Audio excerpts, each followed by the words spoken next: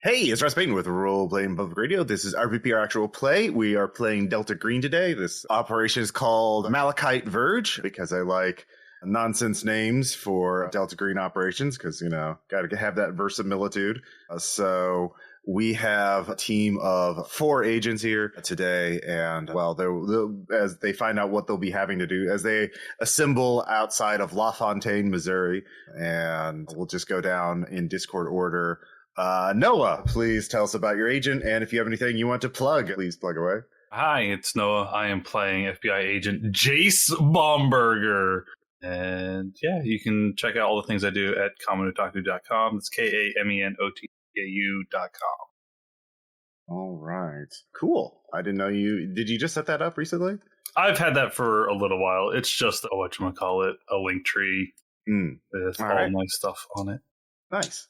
Next up, we have Faye. Please tell us about Josie. All right, yeah, you know who I am. Don't look for me. Fuck off. I am playing Jocelyn Hey, otherwise known as Josie. She is a special operator from Rochester, Massachusetts. She's slick and affable and has 50 and heavy weapons. Ooh, very good. Yeah, we'll have to figure out what kind of arsenal you have for this mission, but that'll be next. Next up, we have Aaron. How you doing, Aaron? Hey, I'm pretty good. So, hey, this is Aaron, longstanding cast member, Role Playing Public Radio, and host of the long-defunct Rarely Podcast Streaming. Maybe coming back, we'll see. Yeah, I am playing Quintin Dudgeon. So, he's a 36-year-old federal agent out of Chaseburg, Wisconsin. Despite being in perfect health and stoic, he is basically just doing digital forensic for the FBI. So, not sure why he's on this particular mission. So, we'll find out. Well, you've been signed up, or you volunteered to fight the good fight against the unnatural. Yeah. Well, except the one coworker that I really hate told me when I had to go out into the field I was going on a dungeon crawl, and I almost punched him. Very good. And finally, we have RPPR's most innovative cast member, Bridget. How are you doing, Bridget? I'm doing great. Hey, everybody, it's your girl, Bridget. Of course, I am, in fact, RPPR's most innovative GM. The star of Delta Green Dud channels and award-winning author and game designer. Please look at the show notes so that you can see the link to my light novel, which is now number 10 in the Omegaverse genre. Definitely worth reading if you enjoy any, let's say, interesting treatise on gender. I think that's how I would describe my fiction. Today I'm going to be playing as Tommy Baker, from Blanchard, Missouri. His only redeeming features is 2 things. One, he's quite strong. It says right here he's strapping and robust, and he has a vast network of cousins, aunts, and uncles in various important government positions, and that is literally the only value he has to Delta Green. All right. And yeah, you're the local point of contact as this is happening in your neck of the woods. So you have been assembled by Agent Bloom, an older man, thin, nervous, always looking around his back as if he's expecting an ambush at any given moment. But he is you're going to be, well, he's your handler for this mission, but he's accompanying you as we all start out in a strip mall off the highway. And it has been, all the storefronts are vacant, but apparently Bloom rented it out last month and has set it up as a sort of field office for Delta Green. So you go into the back office away from prying eyes as he, cheap fold-up tables and chairs and old coffee and bagels are on a counter somewhere. And he tells you, we have to act tonight. I have been monitoring hostile organization that has set up shop here in this region. It's called the Church of Starry Wisdom.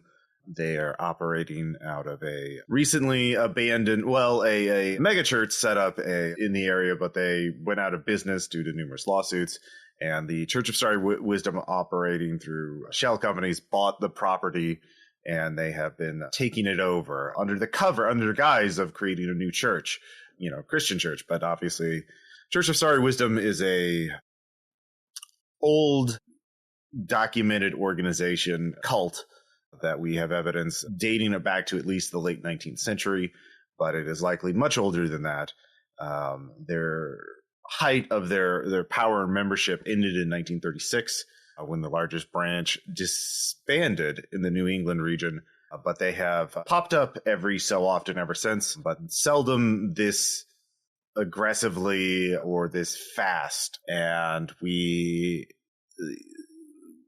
have been monitoring them after we have intercepted certain keywords in through SIGINT, and I have set up surveillance cameras around their new property, and I have realized that they're enacting a ritual of some kind, and we don't know the ramifications of it, but we need to go in and shut them down tonight. It is an isolated area, and that is why we have brought you here. So out of character, or each of you were told to expect, you've been invited to a night of the opera and expect a lively one, i.e.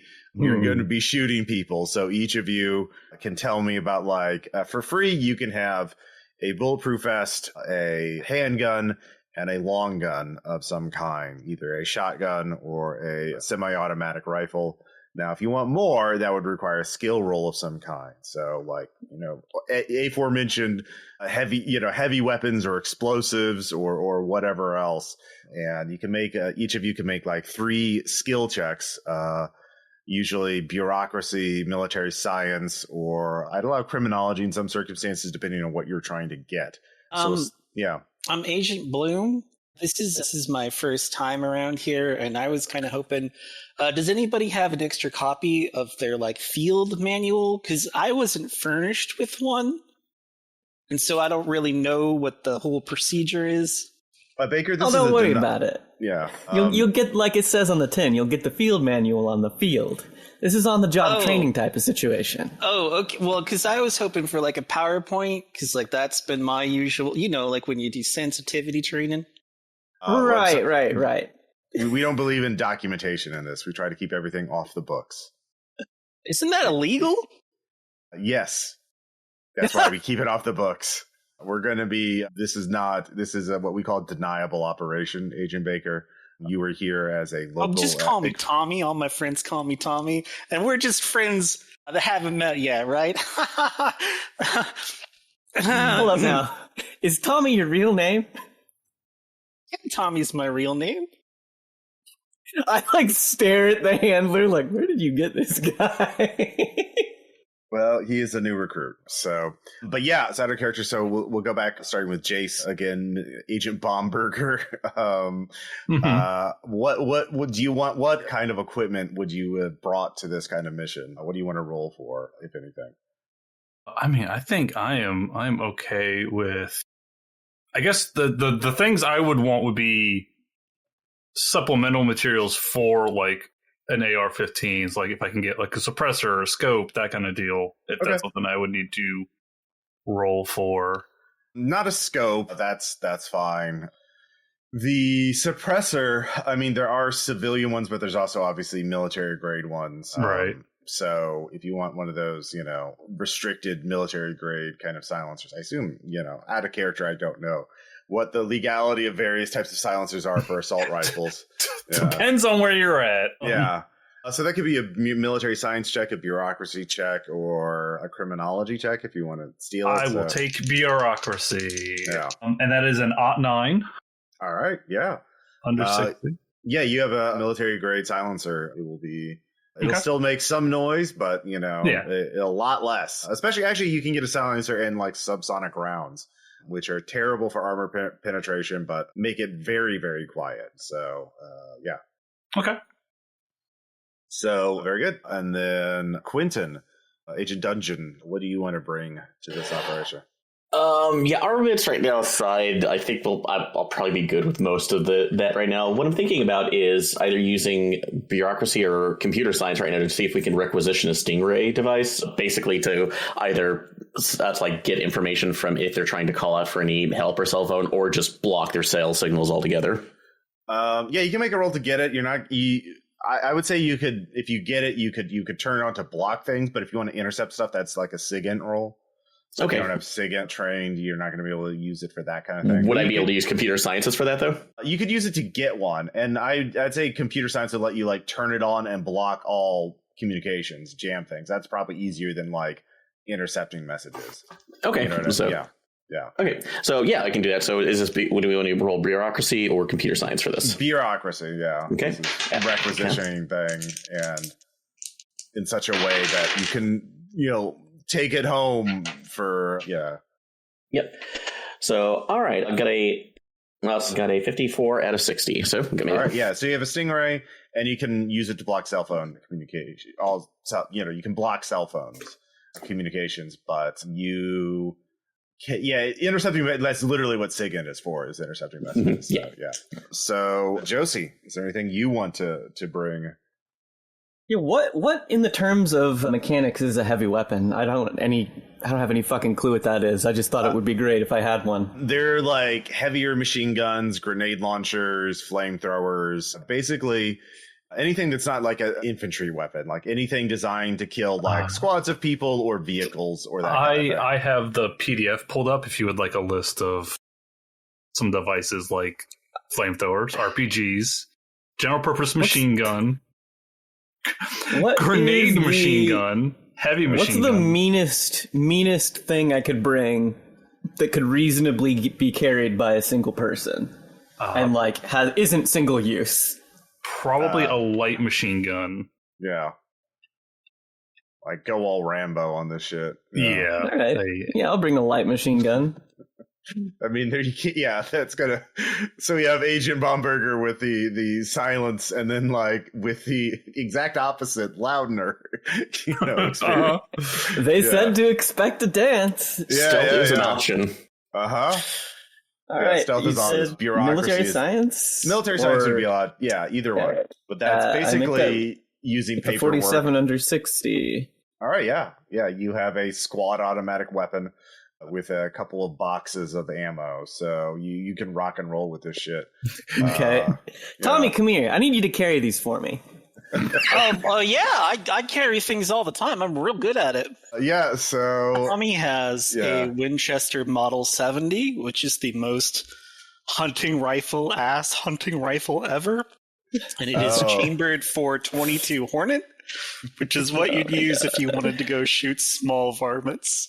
Okay, you got a varmint gun. Yeah. Is it lever action or bolt action? Or semi-automatic? Yeah, it's bolt. It's a bolt. Okay, it's a bolt action varmint gun. Okay. Yeah, All right. I mean, it'll still kill somebody if you hit them in like a weak area. So I think it does like 1d6. I don't think Tommy will be hitting anything. It doesn't really matter. Yeah. Does he have I guess he doesn't have firearms trained. Firearms at base. Yep. Yeah. All right. Awesome. So yeah, does Tommy want to bring anything else? Do any of you have first aid or medicine trained? Basic. Okay. Yeah, base. Nice. Okay. Agent Bloom has some first aid, so he has a medical kit. 10%. Okay. Tommy barely knows how to like swim or talk to anyone. I don't really know what you want from him. His best. So yeah. Oh, there you go. Yeah, I know it has the little list. So I dropped the stats for the LMG in one shots. You need it there, Faye. Very good. So you have all these weapons. You're all loading up, and we have to infiltrate the building, neutralize any Starry Wisdom members encountered, and find the ritual site. Once the ritual site is found, you have to keep an eye on me as I have to assess the site for any dangers and take appropriate measures to neutralize the ritual. Once the site has been neutralized, we exfiltrate and we'll go to a safe house 2, which is and he gives you address. It's basically an hour's drive north of LaFontaine in the middle of nowhere. So, and from there we can debrief and then go our separate ways. So any questions? To give you some information, the Church of Starry Wisdom, they worship a god known as the Haunter of the Dark. We believe the Haunter is associated with human sacrifices.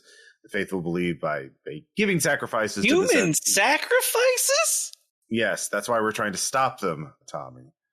The Haunter can only manifest in total darkness. So I have given you all have additional flashlights and light sources just in case.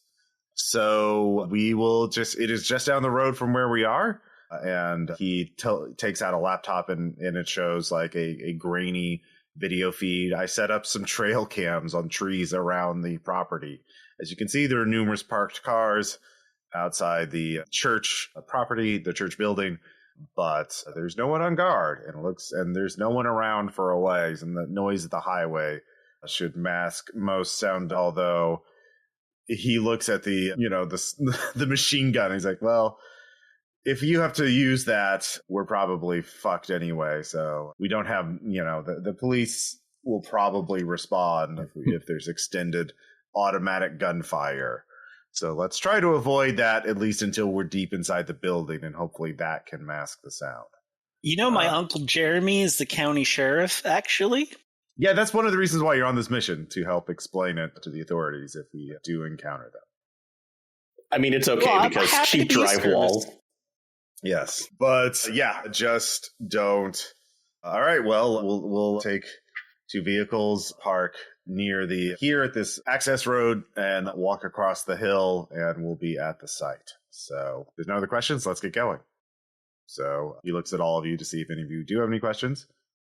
Looks like there aren't. So mechanically speaking, I want to change anthropology and archaeology to meteorological sciences and astronomy because Tommy wanted to be a weatherman someday. Sure. Yeah, you could do that. Oh my god. Oh, Tommy. Dream unrealized. Yeah. So it's Agent Bloom has a large SUV with tinted windows. All of you can fit inside with all of your gear. And he drives, like I said, it's only a 10-15 minute drive. And he doesn't talk or put on the radio while he's driving. Is anyone making conversation? Yeah.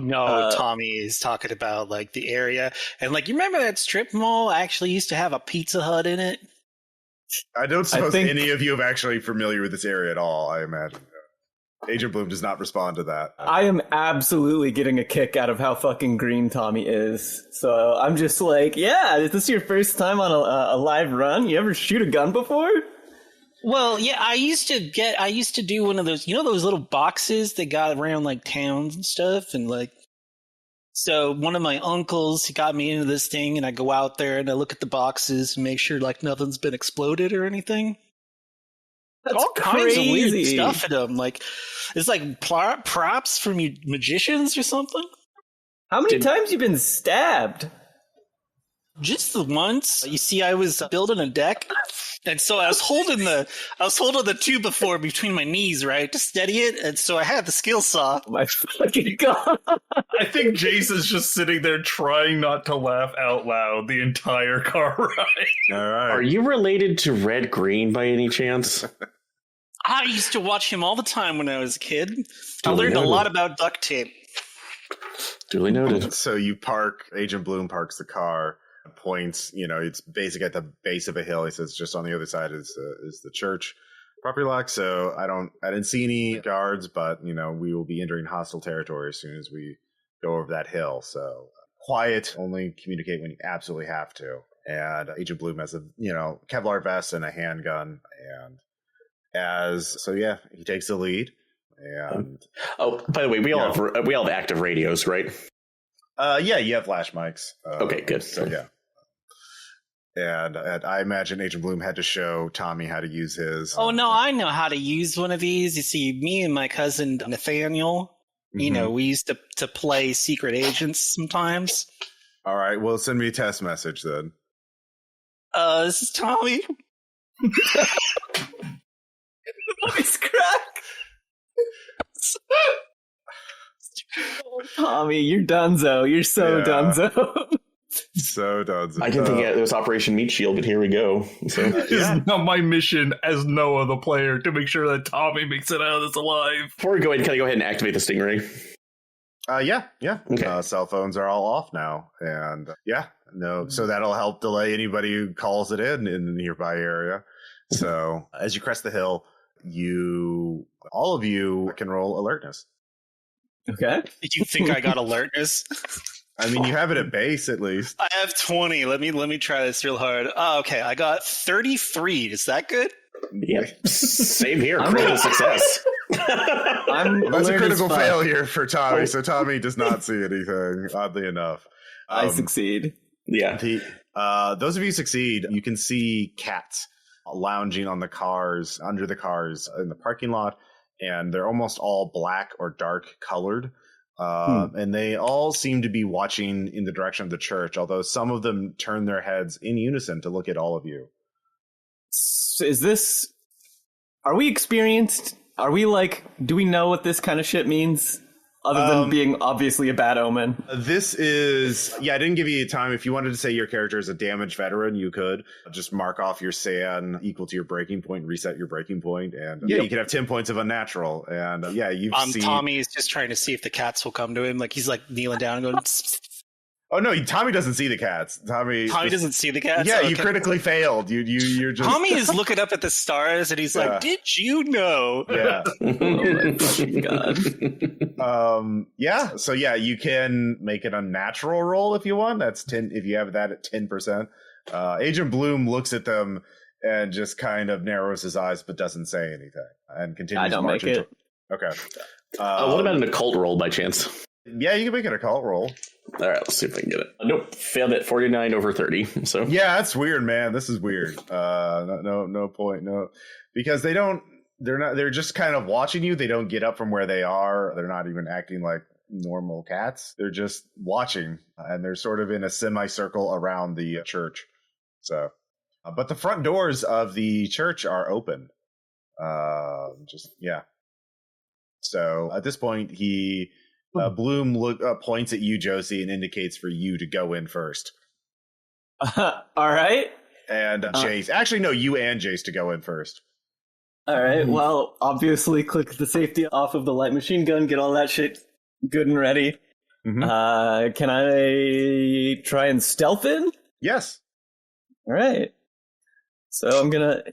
The enthusiasm with which you answered that is not... Do we have a door cam, like a little endoscope? I mean, you're pretty close to mission. You could say you're federal agent. You can make a bureaucracy roll to see if you have one. You said bureaucracy? Yeah. 64 or over. You're unable to get one before the mission. So okay. Yeah. But you can also make a stealth check, Jace. Yeah, I succeed with a 19. Okay. I do not. Okay. Jace, your boot steps on some broken glass you didn't see before. You look down, you can see there's some dark stains on the on the bits of glass. Blood glass. Yeah, blood glass. Yes, blood glass. Bloody. It's hard to make. So, but the church, you can look into the front lobby. There are strange symbols painted, like spray painted along the walls and ceiling, but the coast of the front lobby seems to be clear. Are we hearing any sort of noise, people talking? Give me alertness. Okay. 42 under 50. Yeah, you can hear, it's an odd kind of low rumbling sound. Almost sounds like distorted speech. It just kind of emanating. Once you get close enough to the building, you can just kind of hear it all around you. And there's no discernible source? No. Or... Okay. That's great. So it's not like a PA system sort of sound. It is a... No. It's ever-present noise. All right. Yeah. The way them clouds are coming in, this whole place is going to be real dark not that long from now. Yeah, you hear that? Are you going to gesture for the others to come in? Yeah, at least come up to our back. Okay. Yeah. All right. So Bloom can see into the lobby. He's like, I recognize those symbols. They're associated with the church, but the grammar's different. It's like the letters, they're saying things, something about ascension. It's hard to read. Their paint dripped. What is that symbol? He starts muttering to himself about that. We need to get in. This is quick. Can I try to make one more occult roll to see if I can pick up anything on that? Maybe. This is a natural. Okay. Yeah. Okay. This is the real shit. So yeah. Mm-hmm. So we're in the lobby. Yeah. Give me a floor plan. So this is like a mega church building, so it's massive. But in generally, there are two main corridors, one leading off to the left, one leading off to the right. The left heads to the member services, which is like the coffee place, the gym, and meeting rooms, and to the right leads to the main sermon hall. Sermon hall, yeah, and the lights have been dimmed and they are flickering a bit. And all of you can give me alertness checks as you look down there, as you look around. Sure, I'll roll it. I make that with a 41. All right. A 55 is good, right? It is. It's above, so and I fail at 65 over 50. All right. You can't crit fails on alertness don't really, most of the time, in this case, don't have extra penalties because, you just don't notice things even harder. But it looks like Josie succeeded. So, Josie, you can see that there have been some blood trails that have been partially cleaned up leading off to the right, like drag marks. Okay. I will try and indicate that quietly and then take the lead and like inch closer to see if I can determine what's past the blood, like, or where the blood trails lead. So that goes off to the right. So you start stalking that way forward. Do y'all think maybe they're poaching deer or something out here? Shut the fuck up, Tommy. Just saying. Shut. I point at, what's your fucking name, Jace or something? Jace, yes. Keep his fucking mouth shut. Kneel down right now. Forensic roll. How old does his blood look? So, yeah, give me a roll. All right. Tommy, I need you to be real quiet, okay? I can be quiet, boss. I can be quiet. If you don't be quiet, I'm going to have to gag you with my tie. Made that 16 over under 30. So okay. With that, it's pretty fresh. It was definitely made within the last couple of hours. And you can see actually bits of very tiny fragments of glass that you recognize as like auto glass. Like this is like somebody, and bits of metal and things go along with the drag marks. So look around. I think somebody got pulled from their car and that's like gone through here. So no, and unless a deer came through a windshield, I don't think this is what it. Yeah, there's two sets of drag marks, by the way. Two people were dragged this way. But let's see, Josie, you can see the drag marks go down the hallway to the right and then go off again to a room off to the right. But as you go down that hallway a little bit, you can hear. Give me another alertness check. Oh God. I make that with a 3. There, you hear the distinct sound of a walkie-talkie go off, like click off. Not ours, I assume. No, yours are silent. They're lash mics. This is like a commercial, like walkie-talkie. A Motorola. Yeah, basically. And that goes like the hallway to the right goes down a ways and then veers off to the left, and it's around that corner. So there's a door on the right where the drag marks terminate. And then the walkie-talkies up and to the left around the corner. So, yeah. All right. I'm going to try and, indicate that there was, the noise. And then I'm going to try and approach with, do I have like a close quarters knife or some shit? A fucking knife. Yeah. You could definitely have a K-bar or any whatever kind of murderous sharp piece of metal you can imagine. Yeah. Something that slides real nice into the throat. Yeah, whatever actual operators would be using, you have that. Not a Mall Ninja piece of shit. Yeah, like something. Not a fucking SOG knives kind of fucking. Anyway.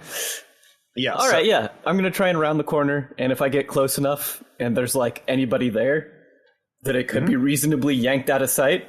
Give me a stealth check. All right, I make that with an 11, no less. Oh shit! Yeah. Yeah, you go around. Jace, did you want to follow her, or do you want to just hang back? I'll stay around the corner. Okay.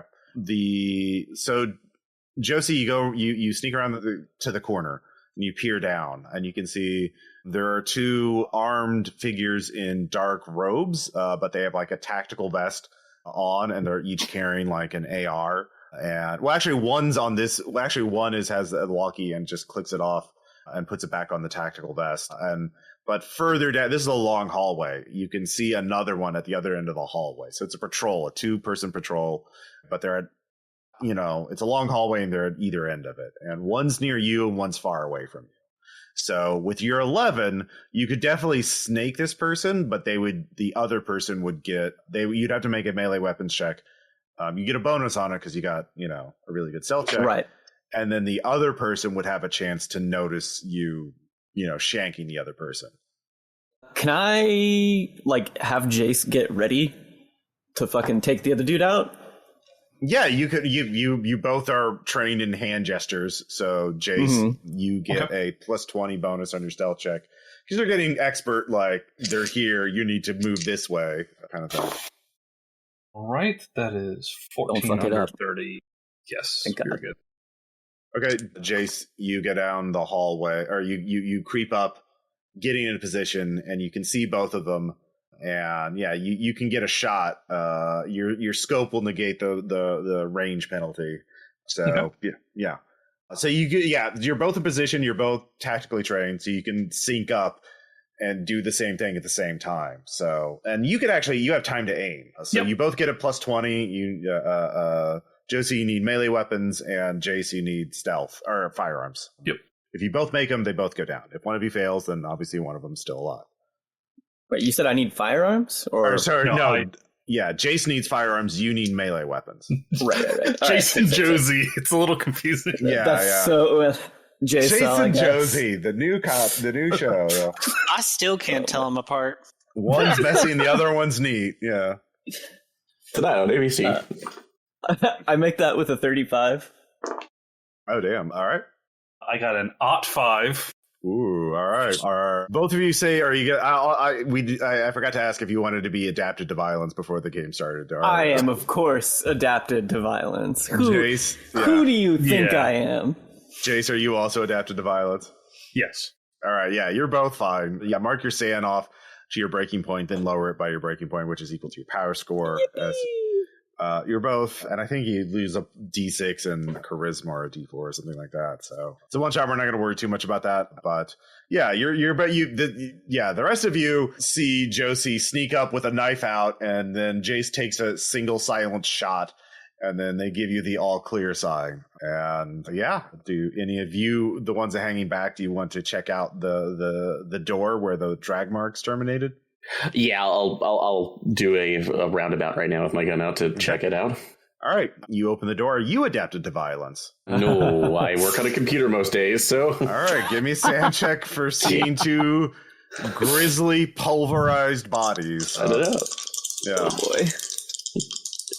It'll be fine, so... Let's see. That's a fail at a 94, so... Okay, yeah. It's only 3 sanity, but these are... They're wearing dark robes, and it looks they've been absolutely just demolished by something large, slamming into them or flattening them. Yeah, there is more debris from like some sort of automobile or something, but like you can't tell, and it's you're free. You're not like wanting to get your nose into this. This is thankfully you're stuck like holding back, gagging, just because this is awful. But my victims are in here. That's like try to get more information. Be warned, this is not nice. So, what do you mean victims? Tommy, are you going to look in the room? Agent Bloom, what does he mean victims?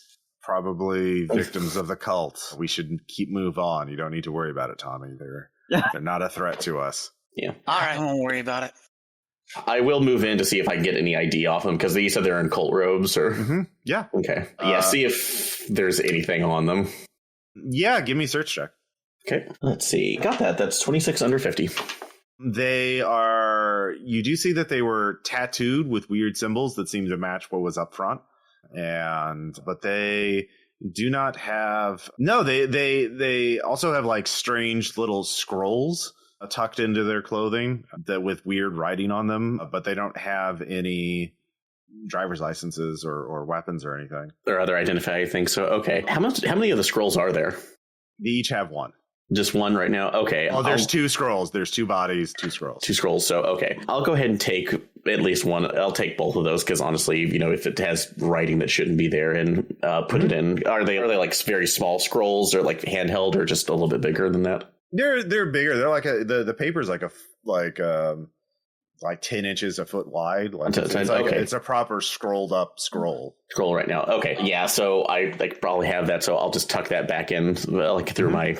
That's into my pockets as we move it out. So let them know hey, I was definitely cult members, but managed to get some documents off of them. So we have evidence that we can lock up.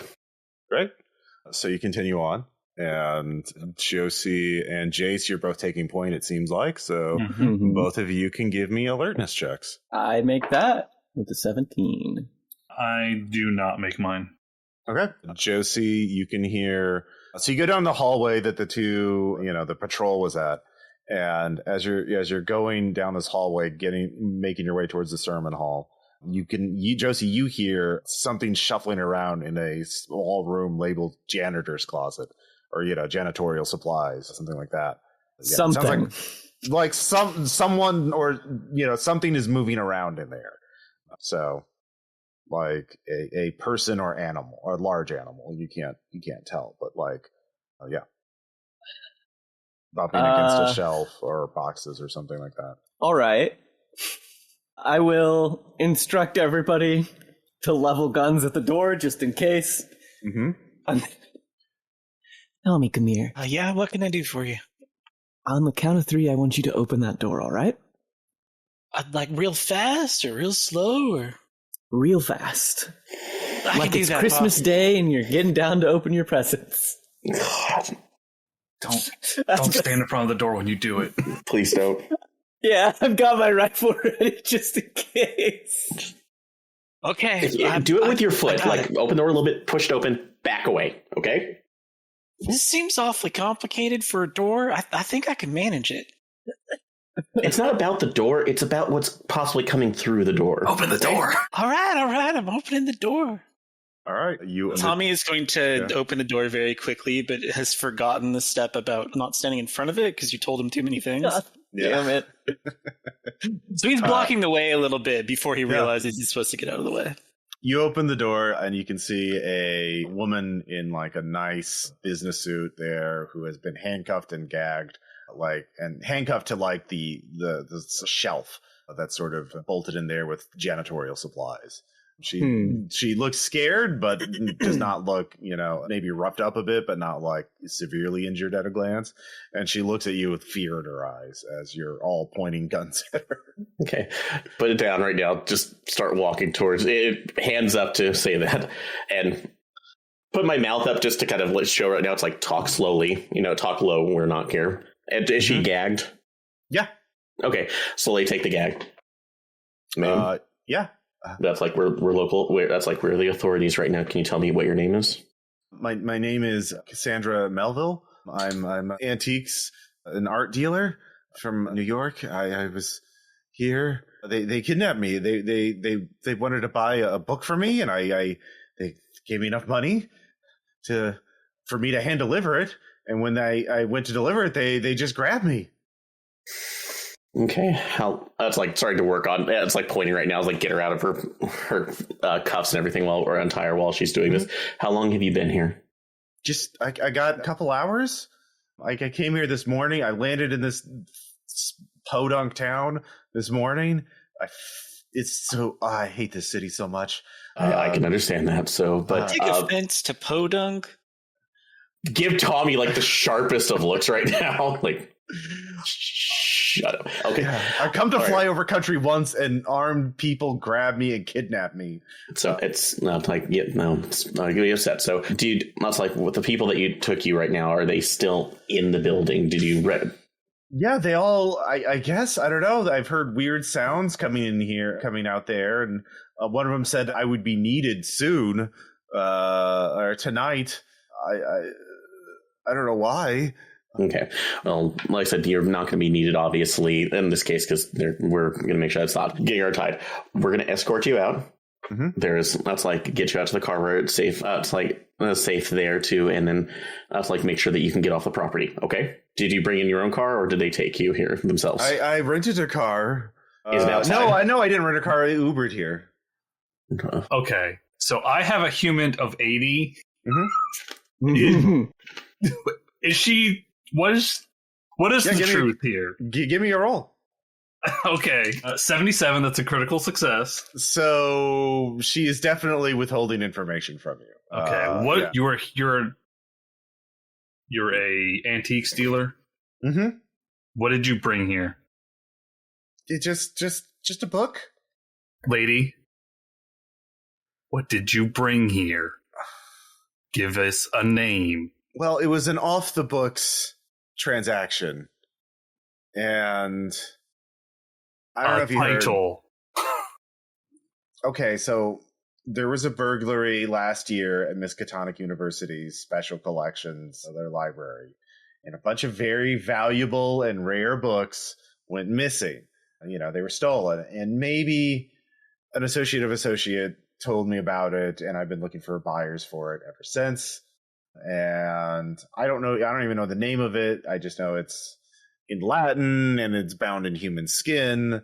And these people made an off transaction through, untraceable methods, and it was worth my time. All right. Okay.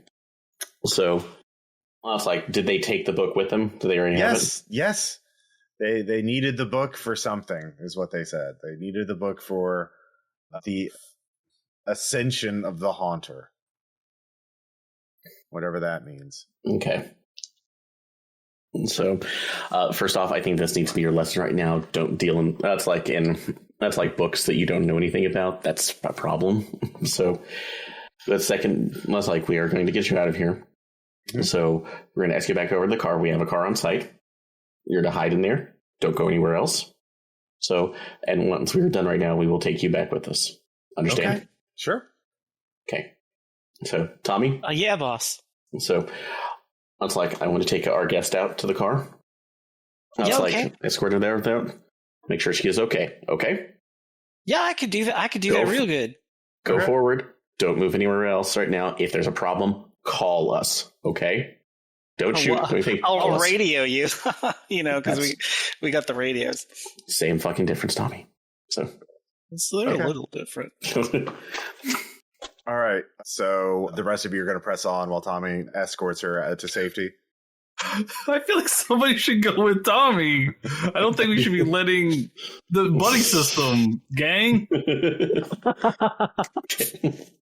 Bloom is like, we have to press on. Like, it's fine. I'll go with Tommy. I'll go back with Tommy. So no, you should stay with us, Agent Q. You should stay here with us and press on. We time is of the essence. If the ritual is complete, we need all. Tommy. I trust Tommy to be able to handle this very important mission. You meant on Bloom. So, hey, can we get a? Yeah, sorry. Flop sweat is coming off Bloom right now. Yeah, that's a 21. That's 27 under 60. Oh, Bloom. Yeah. Tommy's expendable. All right, like Tommy has a human of 10. Tommy is like anything you say, bro. My friends wouldn't lie to me, right? We get the golden retriever of agents. So yeah, it's exactly like Bloom just doesn't give a shit about the hostage or Tommy and just wants to get to the ritual site as soon as possible. So yeah, having Tommy escort her is fine according to him. Yeah, whatever happens, it does. What matters is getting to the site. That's what Bloom is thinking. So, I mean, Bloom can't physically stop you. He's an old man with just a pistol. So, but yeah. So it's like, you seem pretty concerned about this, sir. We have to get to the ritual as soon as possible to stop them before it's complete. What happens if this ritual is complete? I don't know, but it's not good. They're willing to put themselves at this much risk, this much exposure, kidnapping civilians. Having all right, listen, we keep standing around here yanking our dicks. They're gonna finish that ritual. We really need to get our asses in gear. All right, yes. Excellent point, Josie. Let us move forward. So Bloom starts walking forward towards the sermon hall. I take point again and instruct Jace to be opposite. Yep. I think this is probably our usual routine. Mm-hmm. Mm-hmm. Before I turned back, I turned back to Tommy. Yeah. Tommy? Yeah. I'm dead serious about this. You start hearing really heavy gunfire, don't come in after us. You get our friend here, and you take the car. You get her out. Understand? Well, sure thing. You sure you don't want? I could shoot pretty good. I'm sure you can. So, but that's like, this is protecting people, making sure something that worse doesn't get out. If nothing else, if something happens to us, you two are our only links to this. Got it? Of course, boss. I understand completely. Good kid. Go. So, all right. Follow. Yep. So Jace and Josie can give me alertness checks again. All right. Make that. Wait, let me. 47. I don't know if that's on the line. I do make. No, that's not even close. I make that for sure with 47. 42 under 50, I make mine. Okay. So you peer out, you go, the hallway snakes to the right. Again, this is leading into the sermon hall. There's a big set of double doors that are closed. But you both make your alertness checks, and you realize that there are another 2 cultists guarding the entrance. They're behind concealment, and have their rifles out, and they're clearly expecting trouble. They failed their alertness check, so they don't see you peeking around the corner. But there's two dudes with rifles on the other side of the hallway, around the corner, guarding the way into the sermon hall. At least the big obvious entrance into the sermon hall. Yeah. Are we talking a partly covered or a mostly covered? Like behind like furniture or those big waste bins that they have, that kind of thing. So okay. Like it could stop a rifle bullet. Probably not like machine gun bullets, but it'll probably stop at like 1 or 2 machine gun bullets. So you'd have to fire full burst. They'd have some protection from full auto, but yeah. So yeah, you two think about that. Meanwhile, that takes a couple minutes to get there and see that. Meanwhile, Tommy, as you're leading Cassandra away, you get to the front lobby without a problem. She just kind of looks disdainfully at the dead bodies and just is walking very fast. And when she gets to the front lobby, she's like, okay, see, I can get out. Look, I can make my way. You should go back and rejoin the others. That sounds really important for you to go back and rejoin the mission. I can get out from here. Don't worry about me, okay? Sure. I have a human of 10. I so 100% believe everything she just told me. Okay. Yeah, I can make my way from here. Thank you so much. You saved my life. I really appreciate it. Oh, shucks. It's nothing that complicated. You're a hero, no matter what anyone else says, okay?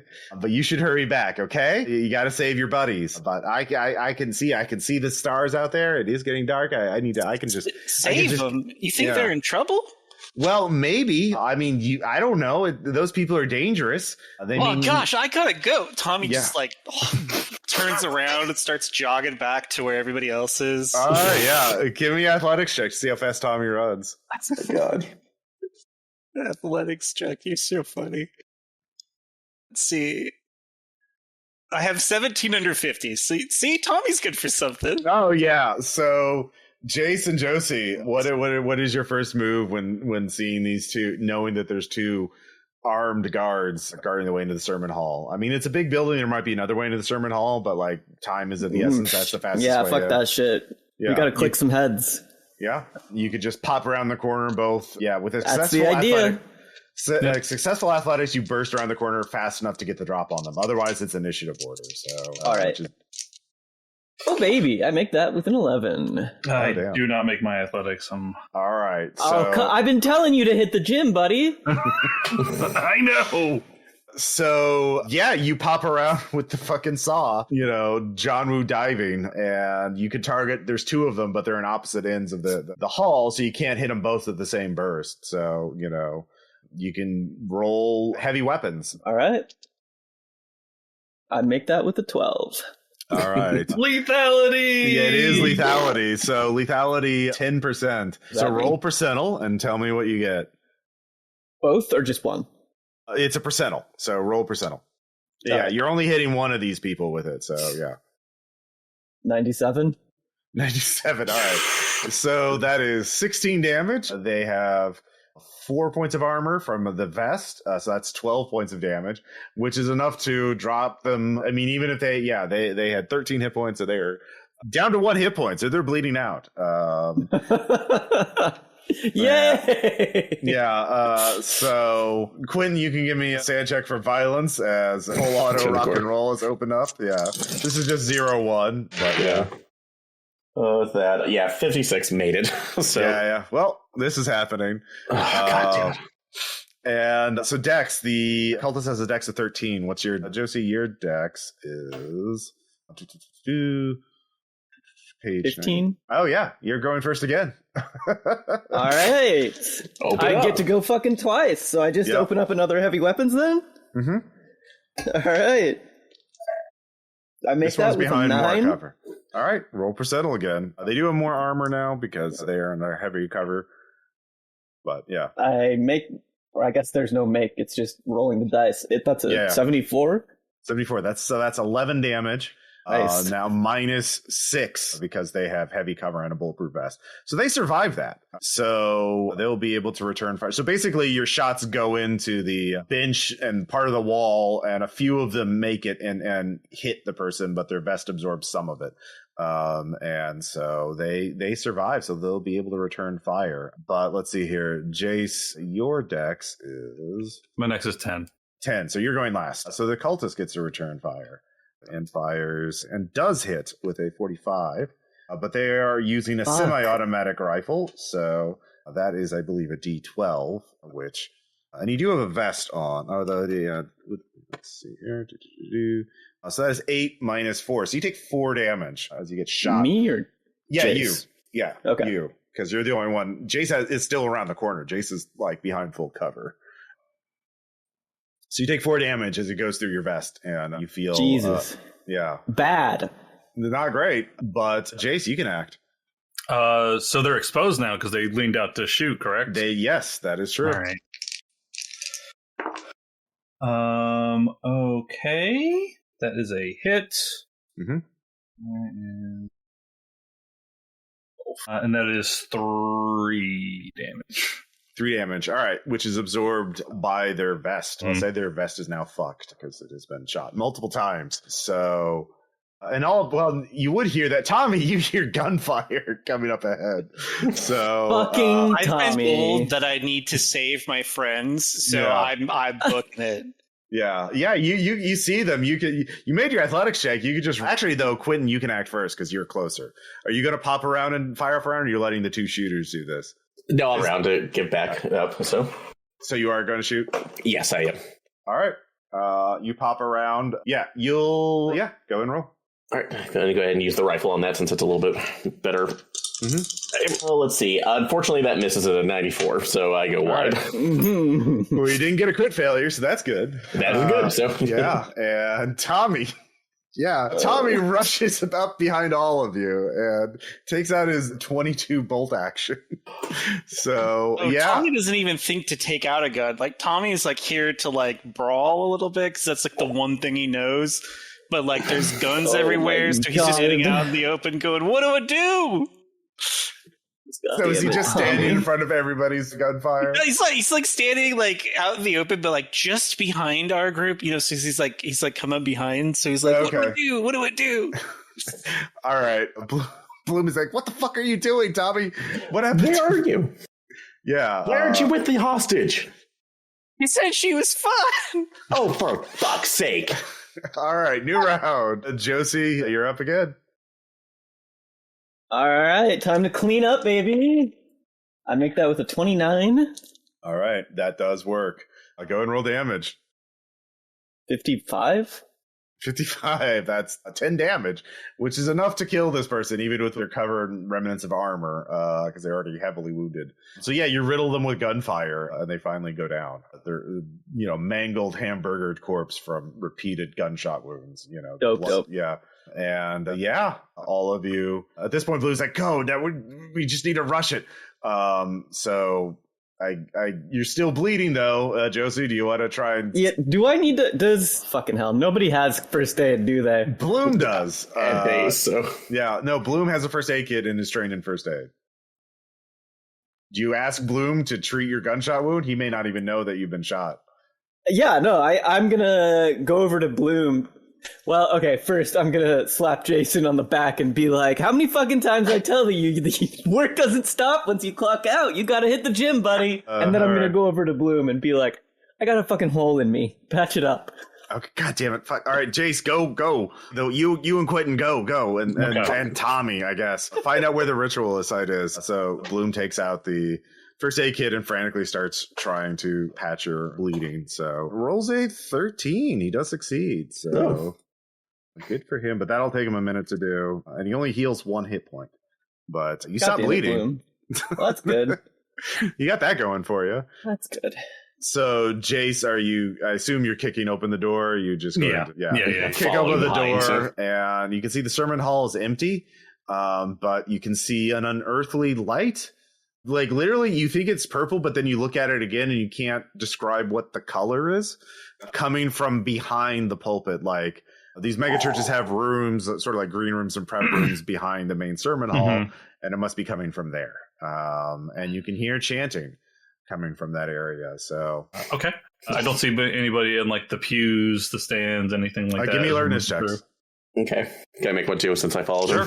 Yep. Okay, that's a pass. That is a fail. So all right. Well, you're both confident. There's no one here.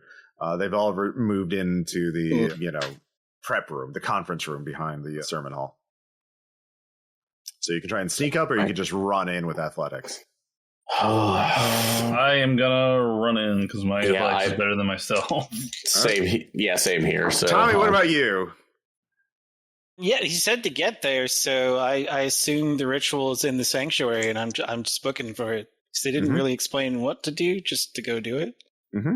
All right, yeah, I'll figure it out when I get there, I'm sure.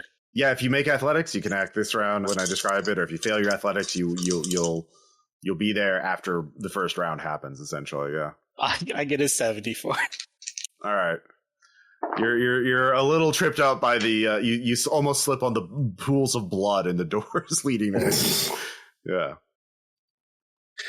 Made a 10 under 30 on my athletics. I got an 6 under 30.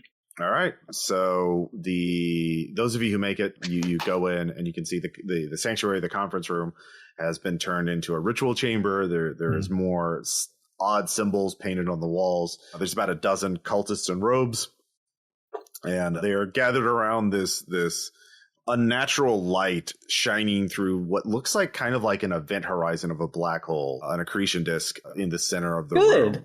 Yeah, roll sand. Yeah, that feels like an appropriate sand check. Yeah, I don't make that. 7.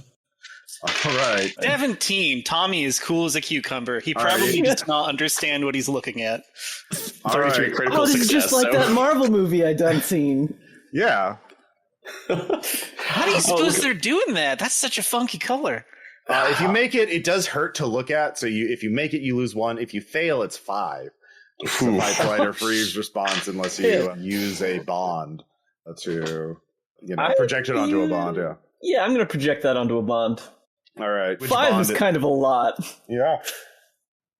We didn't specify. Yeah, you just make someone up. Like, is it a? Yeah, I was going to say we can have each other as bonds, right? Presumably, since you don't agree trauma bond or trauma bonds. Yeah. Fucking Jace, I got shot because of him. Now we're in this.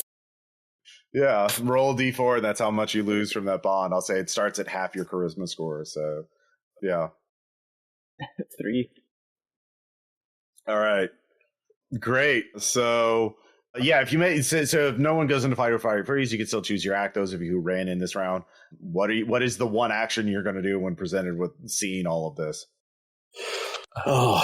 Shoot! Open fire. Yeah, at this point, the cult. How many of them are there in here? About a dozen, spread out around the entire. They're like in a circle around the accretion disk, the black event horizon. Yeah, just aim and shooting. So that's. All right, yeah, roll firearms. All right. Missed on that one, unfortunately. Okay. I mean, the light is fucking with your eyes. Like, it is hard to... perspective seems to be shifting. Like, things are changing in where they are in reality. Yeah, it's not great. Let's see here. Jace, what about you? Yeah, I got a hit. Okay. One of them goes down or staggers from the hit. You don't know if it's a kill shot or not. It's kind of hard to tell. Tommy, what about you? I was told to stop the ritual, and I assume that the big color in front of me is the ritual. So I grab something that's like roughly like there's like chairs torso size and try and throw it into the center because there are office chairs. You could pick up one of those. I mean, you break stuff by like throwing stuff at it. So clearly, this is the best plan. Yeah, roll athletics. Yeah. Yeah. All right, I'll roll athletics. You're throwing an office chair into the. Yeah, okay. 44 under 50. Easy every time. Everyone give me another sand check. Oh, no. I make that one. Thanks. I do pass that. 11, I make that one easy. Hey, Ross. Easy. Merry Christmas, 77. Critical failure. All right, that's 6 sand. No. As you briefly you see the chair break into its molecular components, and suddenly you can see all of those molecules of iron and carbon and every other component from the beginning of time to now. Like, you just see that entire history.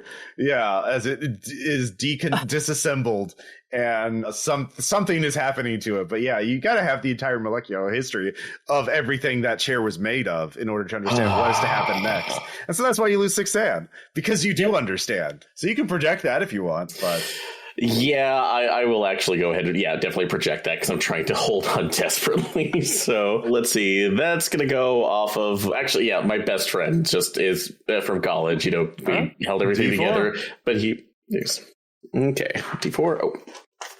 Yeah, try to roll at least a 2 so you don't get the 5 flight or freeze response. I'll try at least. So let's see. Oh, come on. Where's my D4 at? There it is. You want me to roll? Okay, yeah. I got it. 4. So. Hell yeah. All right. Fuck that friend. That guy. I didn't like his physics class. Your homework didn't help me. This round, Josie and Agent Bloom, you make it to the conference room. So Josie, you can give me a sand check. I'll roll for Agent Bloom. Great. Bloom is not handling this well. 22.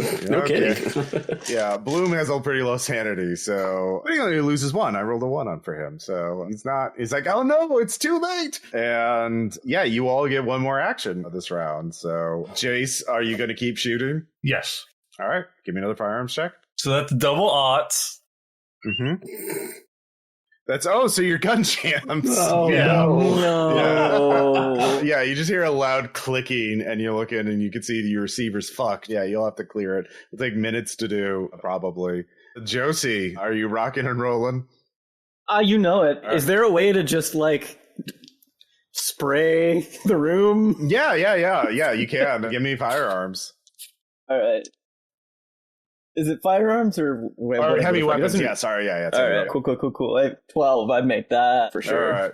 So you're just spraying and praying. You're just holding the trigger down and just walking it from left to right. Yup. And yeah, you're making good progress. Definitely, cultists are falling down. All right, great. And Quintin, what are you doing? Trying to take another shot if I can actually hit anything. Okay. Let's find out. Nope, the light's still fucking with my eyes, and I'm trying to determine if I'm actually hitting body parts or actual individual molecules. So no. Not all. Bloom. Well, yeah. Actually, we'll do Tommy next, and then Bloom. Yeah. Okay, so Tommy figures that now that he can see all of the components roiling around, if physical objects don't work, it probably has some kind of safety thing, because you wouldn't do a human sacrifice ritual without some kind of safety. This makes sense in his head. Sure. So he's like, oh, well, if I go stand in it, it'll be like an automatic door closing, right? It'll turn off. Mm-hmm. So Tommy's going to sprint at the light and try and get in there. Josie, you see Tommy was on the other side after you walked it sufficiently to the right. He's walking in the place you've already cleansed by the time he does that, so he's not in your direct line of fire, but you could see him and you're like, time seems to slow down, because at the same time as Tommy gets to the event horizon and leaps into how is Tommy running into it or taking a leap into it? He's sprinting, and as soon as he believes he's close enough to just jump right into it, he does do that. At the same instant as Tommy is leaping into it, time seems to slow down. You all also see that Bloom has taken something out of his coat pocket and has thrown it at the event horizon. It seems to be a leather pouch filled with something, and that's when all of you could see both of these things hit the event horizon of the accretion disk at the same time, and there is, and again, think Interstellar, that kind right. of, yeah. And this unearthly light floods the chamber as you're gunning down the cultists, and everything, time seems to stop entirely, as there's nothing but this light that you cannot give a name to. And at this point, Bridget is now the GM, and I will be playing Agent Bloom. So there is a flash of light. And where do we wake up, Bridget? Well, you see, we're doing it this way because, but with the trade war going on, we can't actually afford to pay Ross to be a GM for the entire episode. So it's this whole division of labor thing. Bridget is now running the game. Okay. You awaken surrounded in darkness. Beneath you lies cold, uneven stone, slightly slick with damp. You can hear the sounds of your fellow agents all around you, groaning as they recover from that horrible whatever it was. Your ears are still ringing, but you slowly acclimate to the thin sliver of light that comes in from a ceiling far, far above you. It's not quite true darkness, and you see a passage of some kind in front of you with the barest beginnings of light further down along a bend. The only clue to your whereabouts is the steady drip of water from the rough ceiling, steadily splashing into pools at your feet. What would you like to do? Quick body pat down and click on the flashlight. Am I in one piece? So everybody's in one piece. Odds or evens for your flashlight? Evens? I'm so sorry. You go to click it on and it ages. Like it just ages really fast. Like you left it out for like 100, 150, 200 years. And it just How silly of me. starts to break down. Of course. Not really that great. Anybody that could see this happening, of course, please roll some dice because this could be you. It's very dark in here. Can we see this happening? Yeah. I mean, I feel it happen in my hands. so I'm playing Agent Bloom, and I did specifically give everybody extra flashlights at the beginning of the mission because it's the hotter, of the dark. And I was like, maybe we should have extra light sources. So everybody's got. I will check my flashlights and see if any of them work. Okay, odds or evens? I will go also with odds. Oh, I'm so sorry. All right, I will go make with that evens. Evens? It's dope. I'll go with odds. So No. Congratulations, you lost 4 coin tosses in a row. Yep. Yes, Well, I'm I gonna make rush my to the sand nearest check. point of light. I am. It's one of you make your sound check, 1d4 if you fail. Yeah, so there's a tiny sliver of like maybe moonlight, maybe starlight, you don't really know, from way, way above you. And you're kind of like at the bottom of this like maybe conal type of room. The walls seem to be like very slick. You probably could not climb out of them without some kind of specialized gear. Speaking of specialized gear, do you want to check your weapons? Yeah. So go inside arms. Yeah. Mm-hmm. So anything that is holstered close to your body still looks pretty good. Looks like you left it in a storage closet for maybe 20, 30 years, so there's like some dust on it, but probably will still fire. The larger weapons, like the heavy weapon, doesn't look great. You might be able to fix it, but it'd take you some tools and some time. All right. Well, Bloom didn't have his handgun out since he was throwing the pouch into the. All of your sidearms should be fine because I don't think anybody had their sidearm out except for maybe Quintin. No, I was using the rifle. Okay, yeah. So yeah, everybody has their sidearms. They look like you just kind of have been neglecting them for a little while, but they probably will still fire. Yeah, I was I was agent. going to say, pop the magazine out, check the action, make sure the bullets don't look like they've rusted all the hell. It'll probably still fire, but you would rather clean it and everything. Yeah. Is Tommy around? So Tommy, you don't see. You can inspect the room you're in more, or you can continue on. Oh, check the lash mics that we have. Do they work? But yeah, the lash mics work. Okay. Weirdly enough.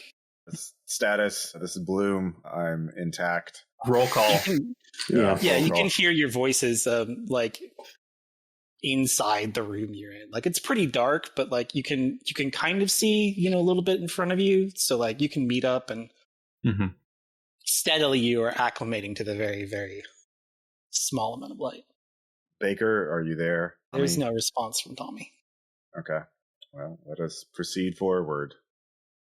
I don't know if you saw what Tommy was up to right before all this happened, Bloom, but I'd bet money that Tommy may not have made it through in one piece. Well, I had to be sure. Speaking of, what the hell was that pouch you tossed in there? It's a powder meant to banish extra dimensional entities and sort nexuses. They got a powder for that? Well, if you understand, certain forms of medieval Latin and other occult texts, yeah, you can sort of replicate what alchemists claim could banish that which came from beyond the stars. Well, it seems like it just gave us a really bad headache. Well, we're not in. Where are we? I don't recognize this place. We've been transported somewhere, I think. Josie, you're pretty like quick on the draw. You notice things. Mm-hmm. So all that water that's been like running down the sides of the walls that you're in and from the ceiling, you notice it's like kind of collecting into pools, but not like pools the way you thought it would. They kind of glint up and they almost look like shapes. So when you look down and your eyes adjust to the dimness, you see that there's actually some kind of pattern carved into the floor. Okay, do I recognize the pattern? It's a bunch of circles. They're like, there's one big circle and then smaller circles that intersect with it. And then there's like symbols inscribed around all the circles, but you don't really see. You probably have not seen them before. I mean, but they look weird. Bloom, take a look. I'll point down. Yeah, I will look at them. I have a natural. Okay. And I got a 16 under 30, so yeah. So this makes sense to you. You've seen all different kinds of hypergeometry. There are some that are like localized to reagents or creatures, and there are some that are localized to like how the world is fit together. Specifically, this concept is referred to as ley lines. So the circles drawn into the stone connect this specific spot to some current of power that runs underneath where you are. So, like, maybe it's a teleportation circle? Okay. That would explain how you got here. Seems good. Is there any way to reverse it, to go back to where we were? You don't really know how to turn it on. Okay. It has power, but you don't really know how to turn it on. We had that book, the scrolls. Do you still have the scrolls? Yeah, I do. Pulling them out of my pocket and taking a look at them. Can you read any of this nonsense? Can I? What languages do you speak? I like Latin, Arabic, and the third one blank. Okay. So it looks like an archaic form of Arabic, so it's Okay. like not immediately, like the smaller details are lost on you. But it appears that the ascension of the Haunter in the darkness requires interaction with something else, either some other deity or like some partner creature. You're not sure if it's working together with it or eating it or like taking its body. Okay. So we have to find this other creature and make sure it doesn't, interact with the Haunter in any way. So maybe then we can get this creature to reverse the effect for us if we protect it from the Haunter. Something like that. You want us to work with some... You don't even have a name for it. A creature? You think we could reason with it? We don't even know where we are. Yeah, that's, I guess, the first job. Well, we'll keep this in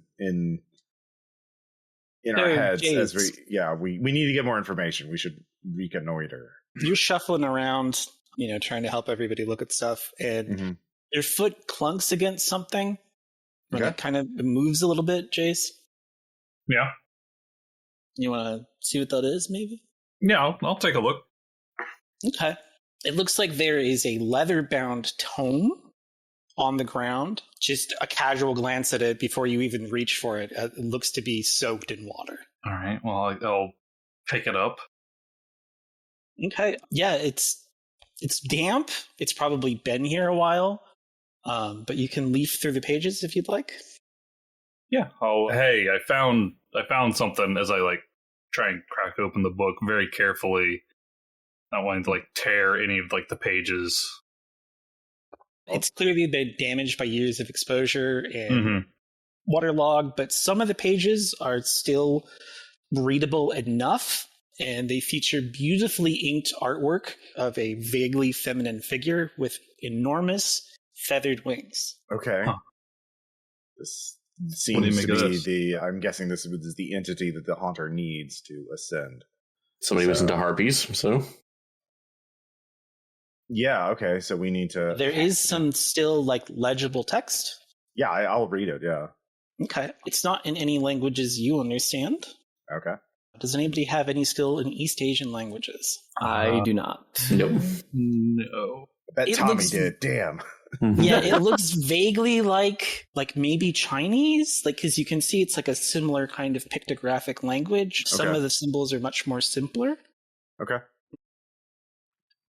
If you Wow. had like a language dictionary on your phone or something, you might be able to figure it out. I mean, Bloom would, if there was anybody. Yeah. Like I said, well, and if I could also say since I was kind of a computer that using translation right now, I could probably use that for mine. Although I do have to make a roll to make sure that my phone doesn't immediately decay. So If your phone, anything tight to your body is mostly okay. okay, yeah, can I do well? Like I said, I guess computer science to say that this was downloaded on the phone, so I could research it. Okay. Actually, I'll give you that for free. I think that Bloom told you got it. Okay. So it's very similar, you'd say, to like a really, really old form of Japanese. So it's kind of hard to understand, obviously, because you don't speak it and you're kind of just drawing the symbols as best as you can into your phone. The only text that you can manage to decipher says something about moving through the middle or walking the middle way. That's the only legible text. Okay, so it sounds like it's trying to find us a path, but like just all I can think about is like walking, walking the middle way or kind of center path. So maybe splitting the difference right now or figuring out an area that's not going one way to the other. So like it seems like a labyrinth, maybe almost. So Yeah, there was a path out of here, right? There is a path out of here. All right. Well, let's take it, and now that we've had this information, we can, we need more information. We need to figure out where we are, but we have some clues, I guess. Yeah. So it was probably supposed to be a hallway at some point, but it looks like the ceiling of it has bowed or partially collapsed due to neglect, or perhaps like an earthquake or something. So the ceiling is very low to the ground, forcing the tallest members of you to slouch. The walls do look like they were worked stone. They look like they were intentionally designed. The tunnel opens up into two different directions, one to your left and one to your right. They kind of bend around in this T intersection. okay. No center path? No center path. Check for secret doors. Okay. What'd you get on your secret doors check? Well, I got 25 on my search, and my search is 50. So, yeah. Or 6, The only actually, yeah. relevant details is there's some amount of light coming from both directions. So if this place is caved in, but there's light coming from somewhere, it might still be occupied. Okay. Okay. It looks like artificial light, not like sun or something. No, it looks like it's vaguely yellowish. So flashlights, torches, something like that. Okay. Okay. Well, I'll turn to Jace. You want to do the usual? After you. All right. I'll get my rifle ready, make sure that it's not going to fucking jam or explode on me, and hunker down and start stealthing forward, I guess. Which I'll turn to Aaron, what's your character's name? Quintin. Quintin. Yeah. All right. Oh god. All right, Four Eyes, pick the way. Looks like let's take the left first right now. See if it circles around. All right, left it is. So you head left, and it kind of winds a little bit, like it twists out and around so that you can't quite see all the way down the tunnel. But once you get to that bend, you do see that the light is getting brighter and brighter, and it will probably open up into a larger room. So let me go ahead and have your stealth check first. Yes, I'm ahead of you on that one. That is a 47 under 50. Okay. 6. Excellent. So you're feeling pretty confident that you're taking it slow and that you're not making any undue noise. The tunnel turns as it comes around that little bend, opens up into a larger room, the ceiling of which will be big enough for you to stand upright, and it has enough space for a lot of people at once, like a small party, you'd probably say. Unfortunately, it looks like this place is occupied. There are several strange animal skins laid out in a half dozen piles surrounding a crude bonfire. The flame is lit, but it's not very high. Some twisted metal apparatus lies above it, upon which you can see and smell a cut of putrid meat that is slowly grilling. The animal skin beds are not empty. Several slumbering forms lay wrapped in the shoddy leathers, while a handful more are awake and alert, tending to the fire. While they appear human, something about them seems off. They are very short, almost child size, and mutter to each other in a guttural, susurrating tone. Alertness to get a closer look? Maybe? Or what would that be? Ross, is there a skill for getting a closer look?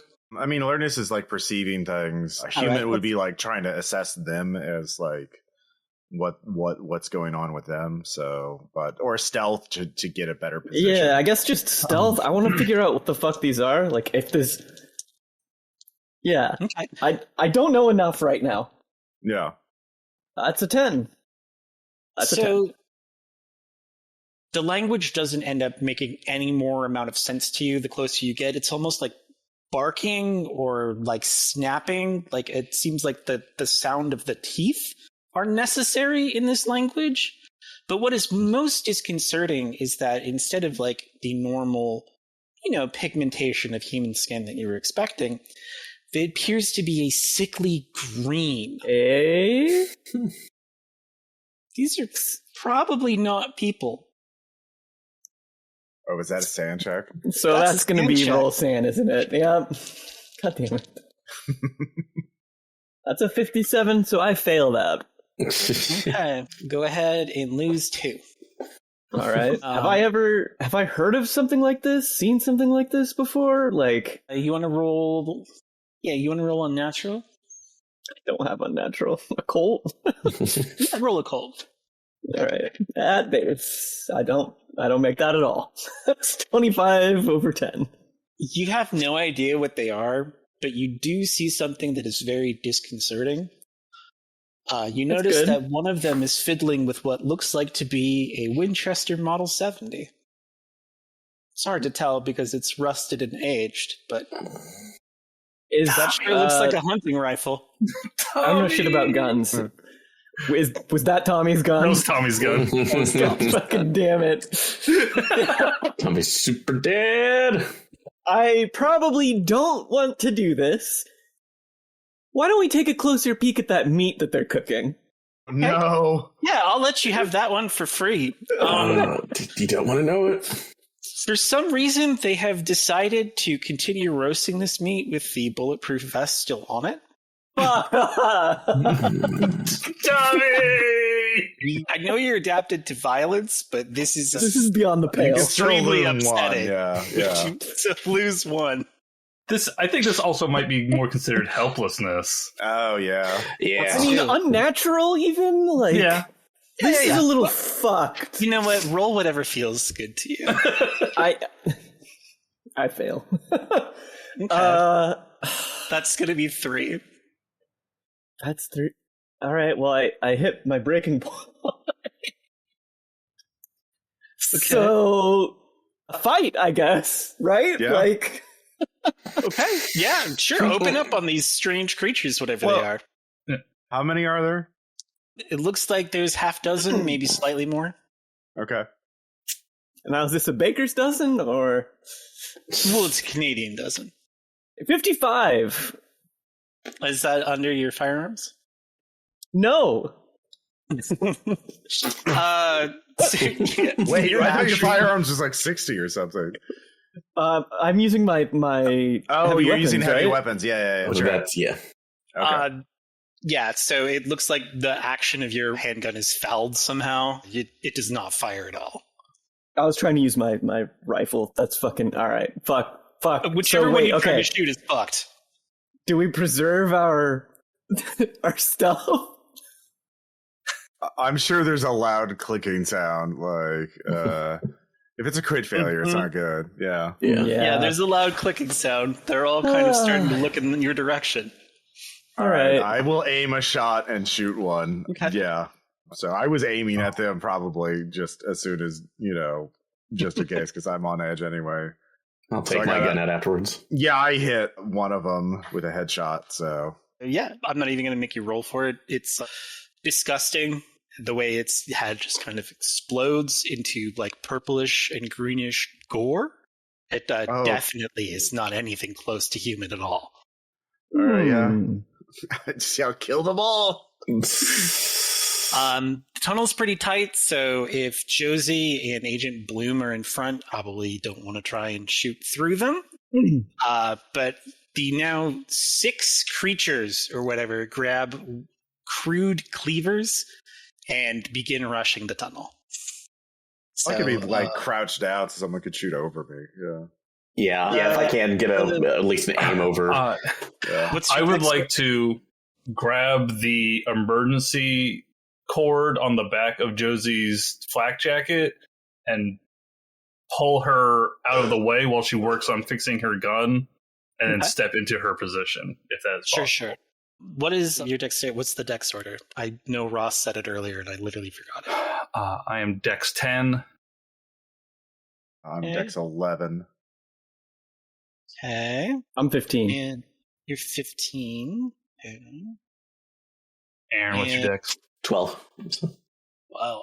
Okay. All right. So, Josie, you'll get to go first because you have the highest dex. What do you want to do? Yay.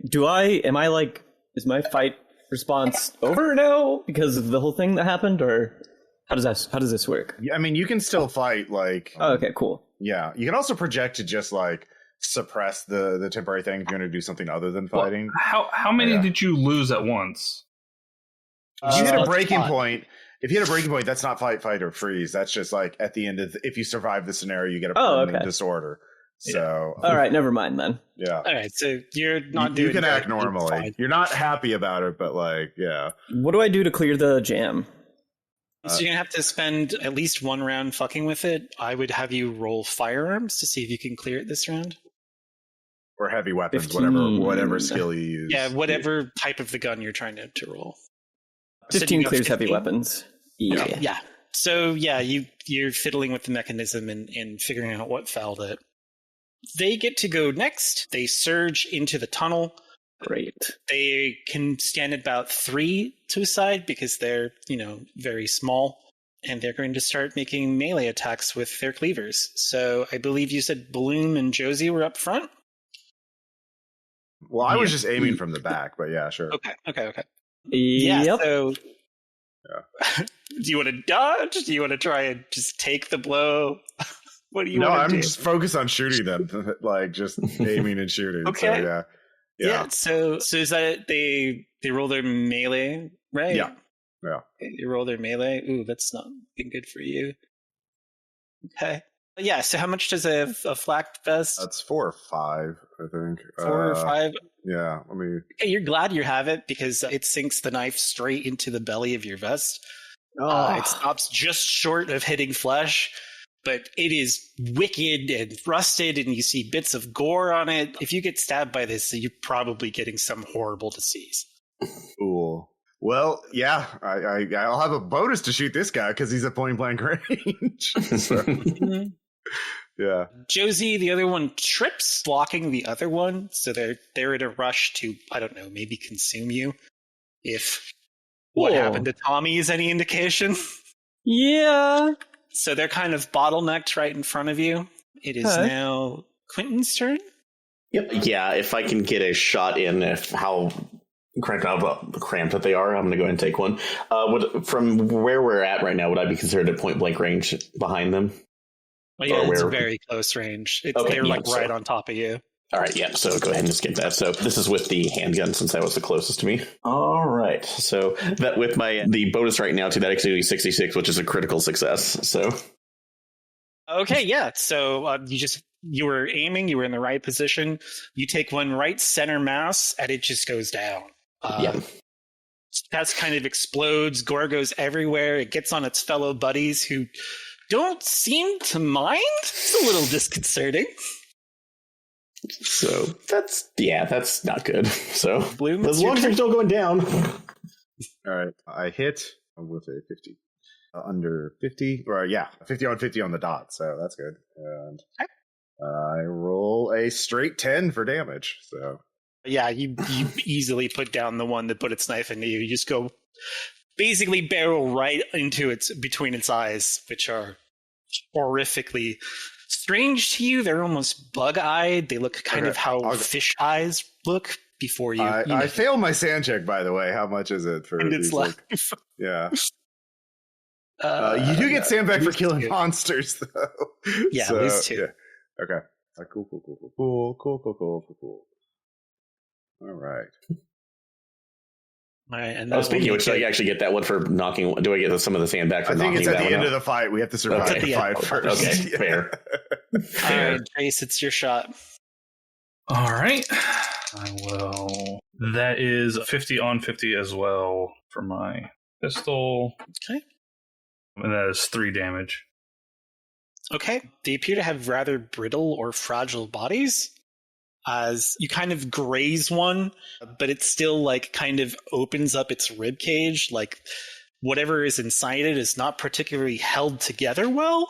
These little creatures are still like covered in like purple gore, and they're still coming at you. Okay, So Josie, what do you want to do? Assuming my gun is cleared, I want to just start firing into them. Sure. All right.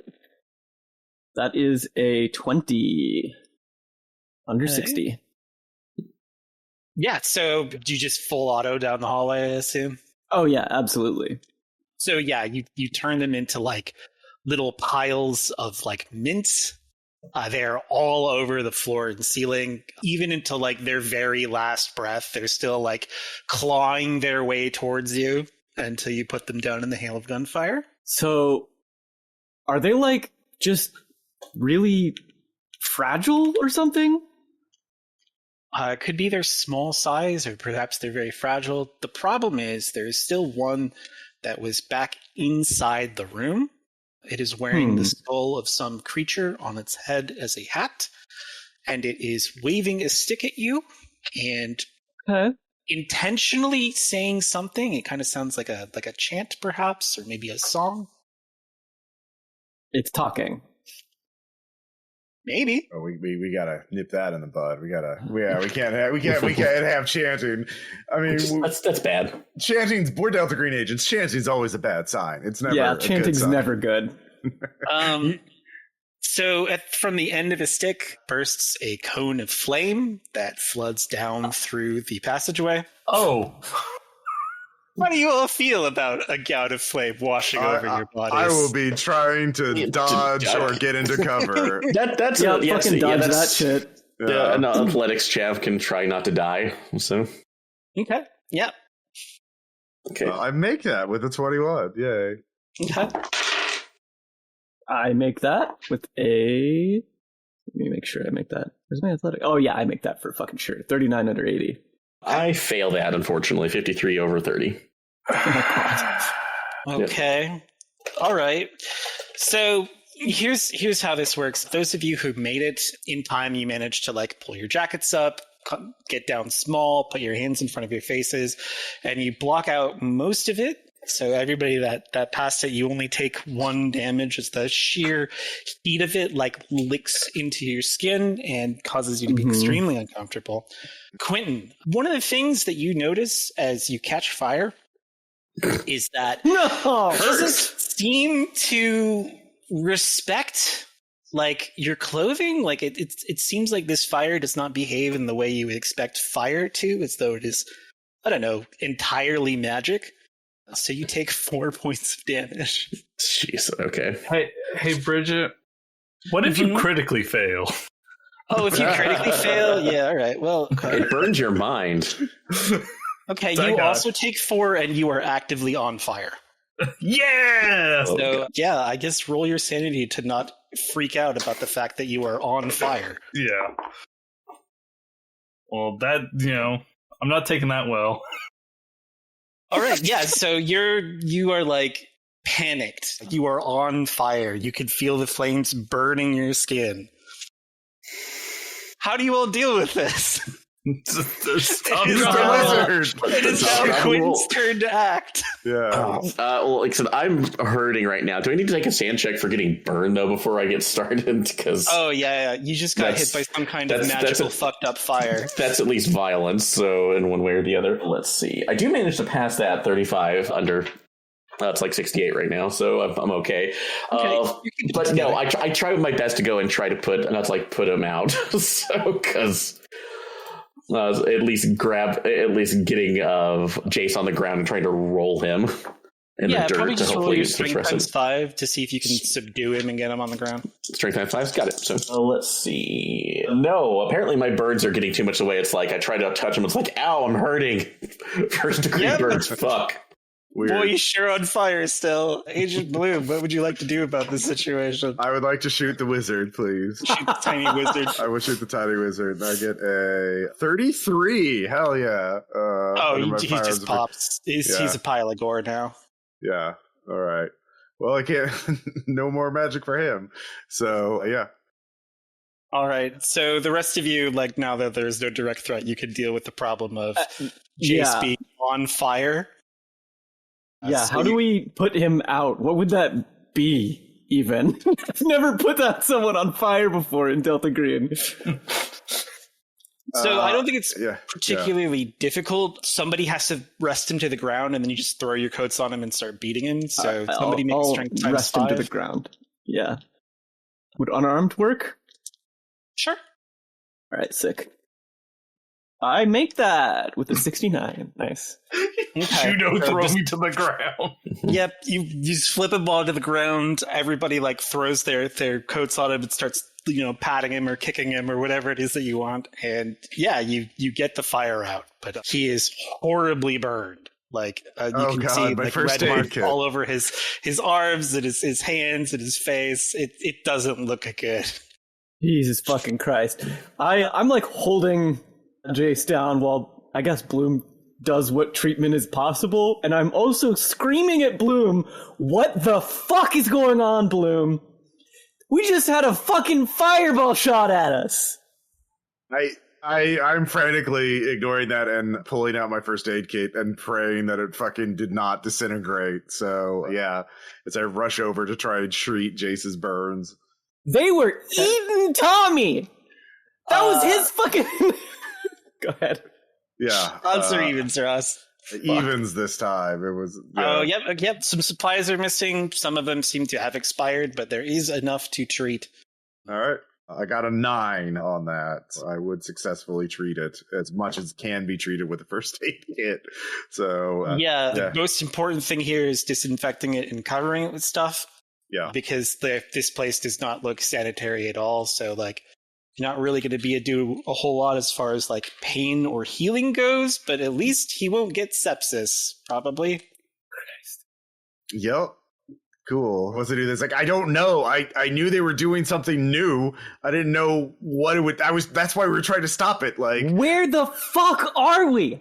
I don't know, but we need to keep going. Maybe there's a way out of here. And once we can get the stars, I can figure out where we are. But Hey, you know who else really liked the stars? Tommy. Oh, damn it. I'll roll that for helplessness. Yeah. I fail that. Yeah, that doesn't feel good. Yeah. Let's see how much you lose. All right, lose 3. Okay, cool. 39 sand left. He is slowly turning a spit right now. Yeah. Oh yeah, that is Christ. Oh, yeah. Not great. All right, I passed that sand check too, but I'm definitely taking a thing for helplessness on that. Everybody takes 1. If you make it, you take 1. If you fail, you're so fucked. You don't know where you are. There are hostile things everywhere. They did not respond to opening up into them with firearms.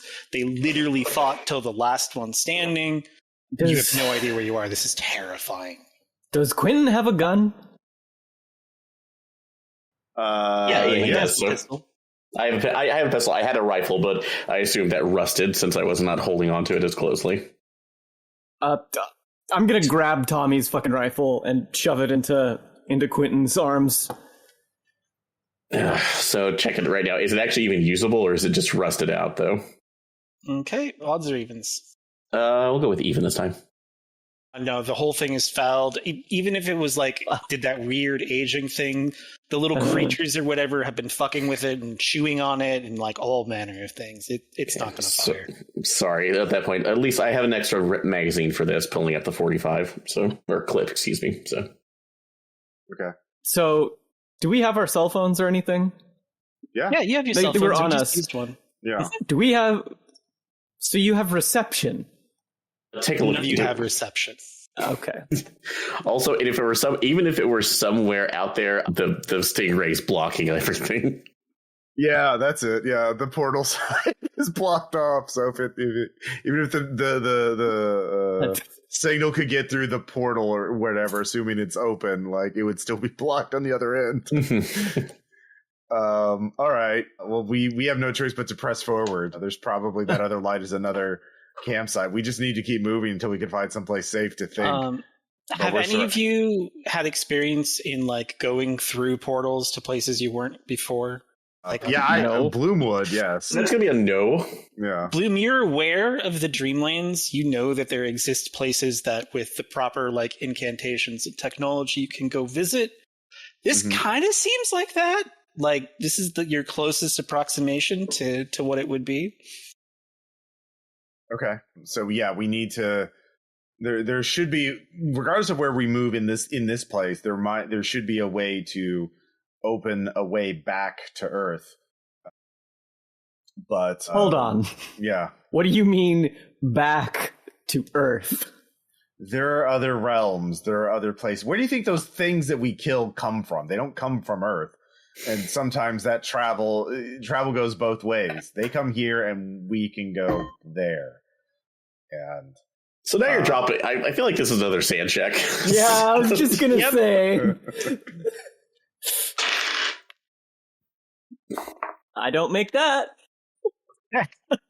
Fuck me. I make it by 1 point, so. If you make it, it's one. And if you fail it, it's one.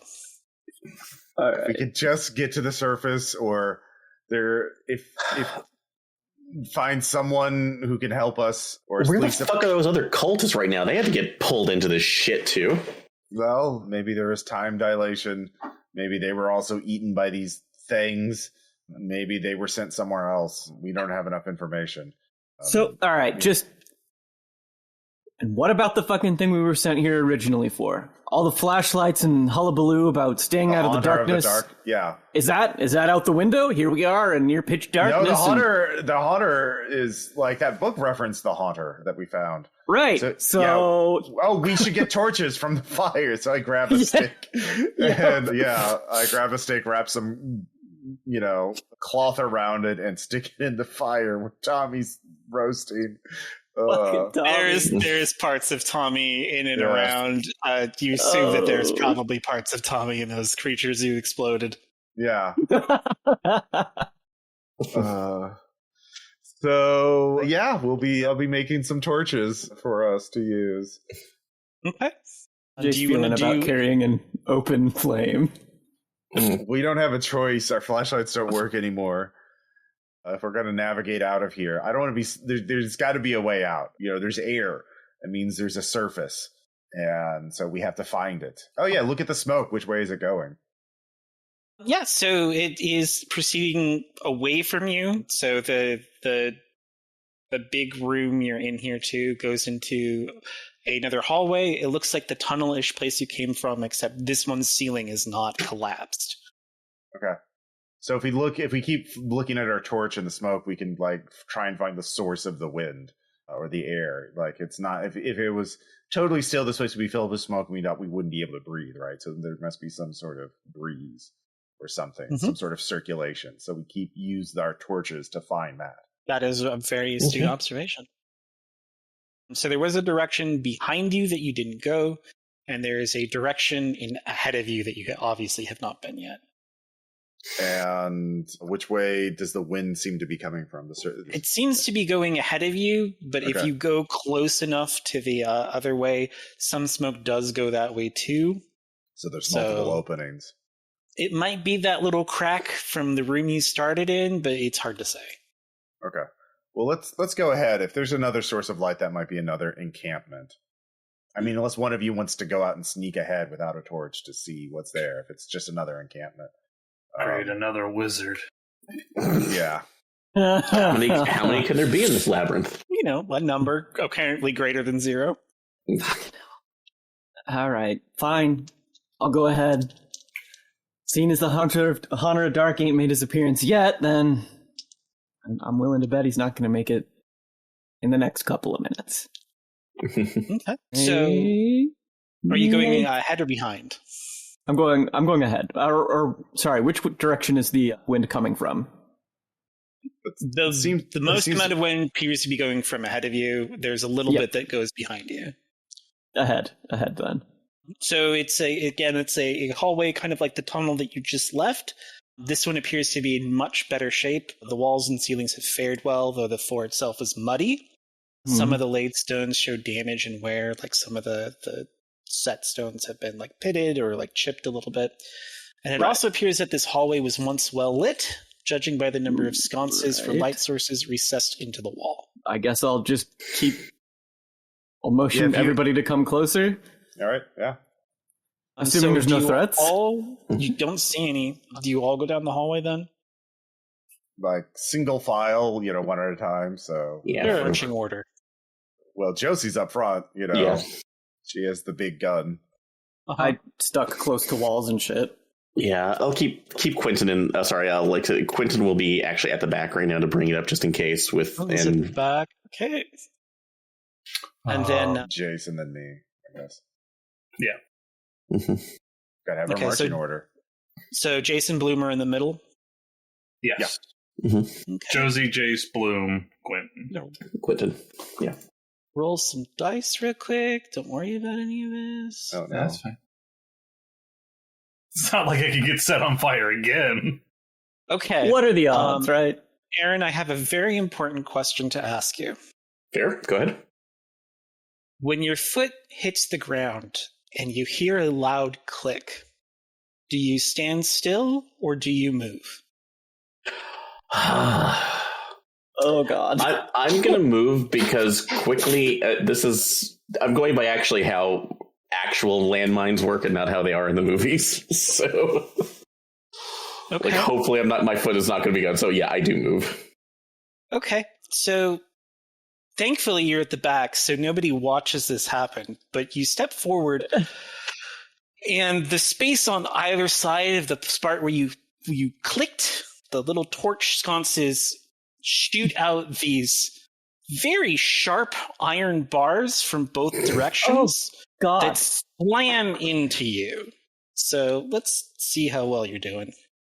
Oh my God. I think less landmines and more Indiana Jones. You survive 8 damage. That's going to be no. Bye, guys. So. Oh my God!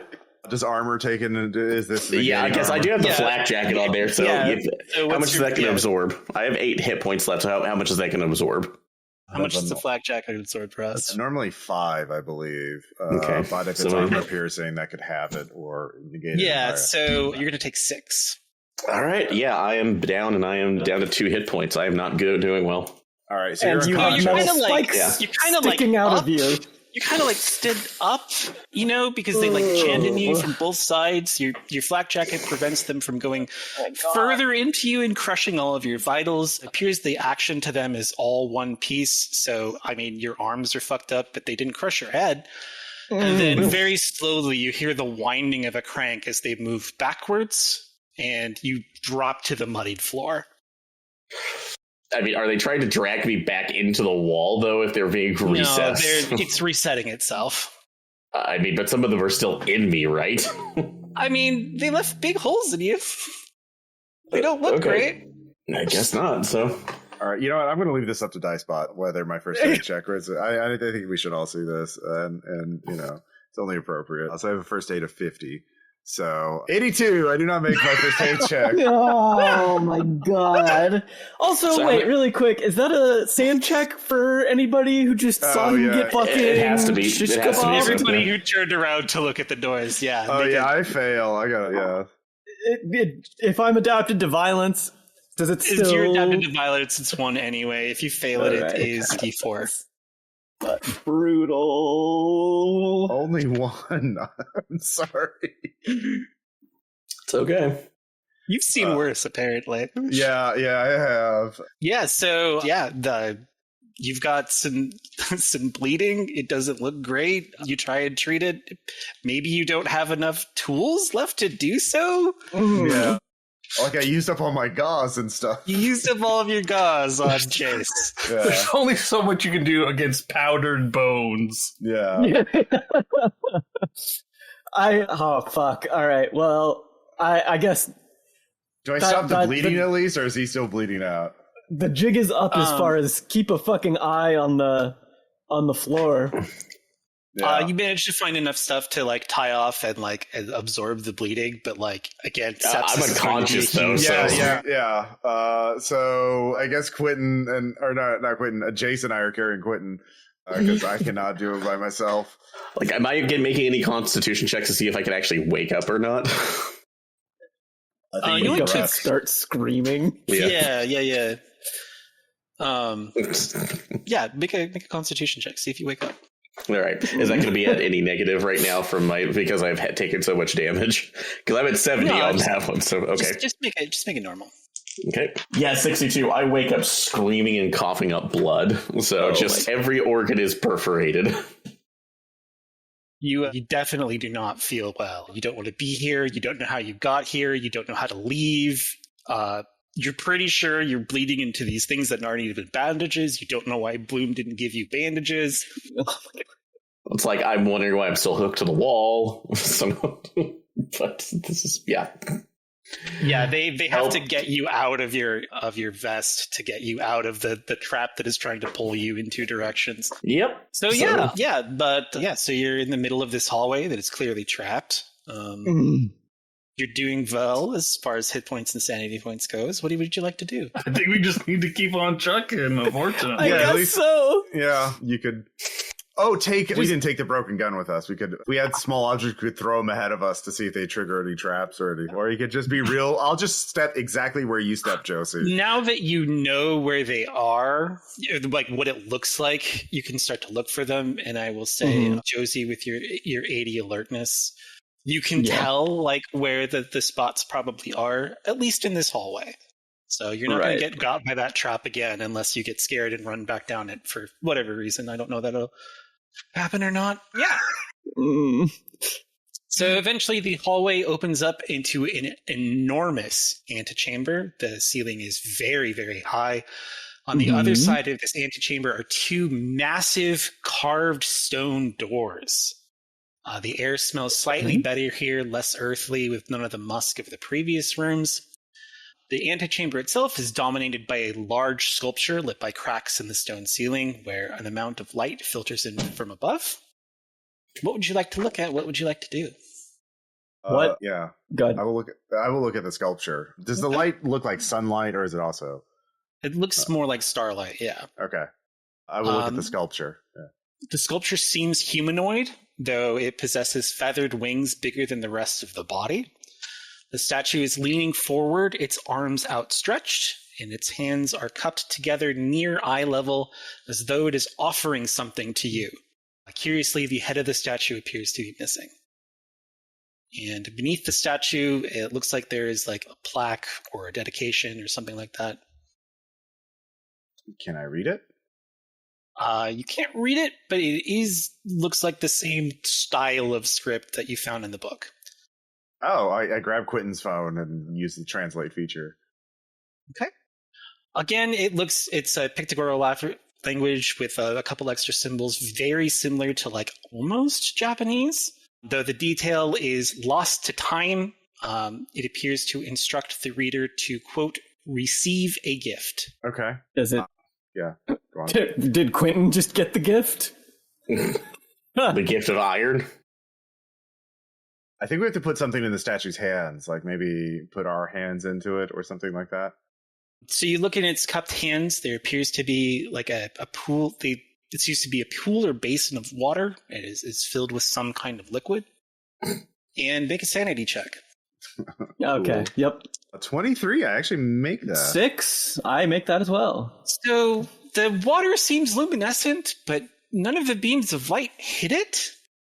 So this water appears to have its own, like, luminosity. It's very, very low, but you don't think water should glow. I think the only way to open the doors is to follow the instructions of the statue. Okay. You can also check the rest of the room and go look at the doors if you'd like. Yeah, well, let's do that first. Checking carefully for traps. All right, let's roll some searches.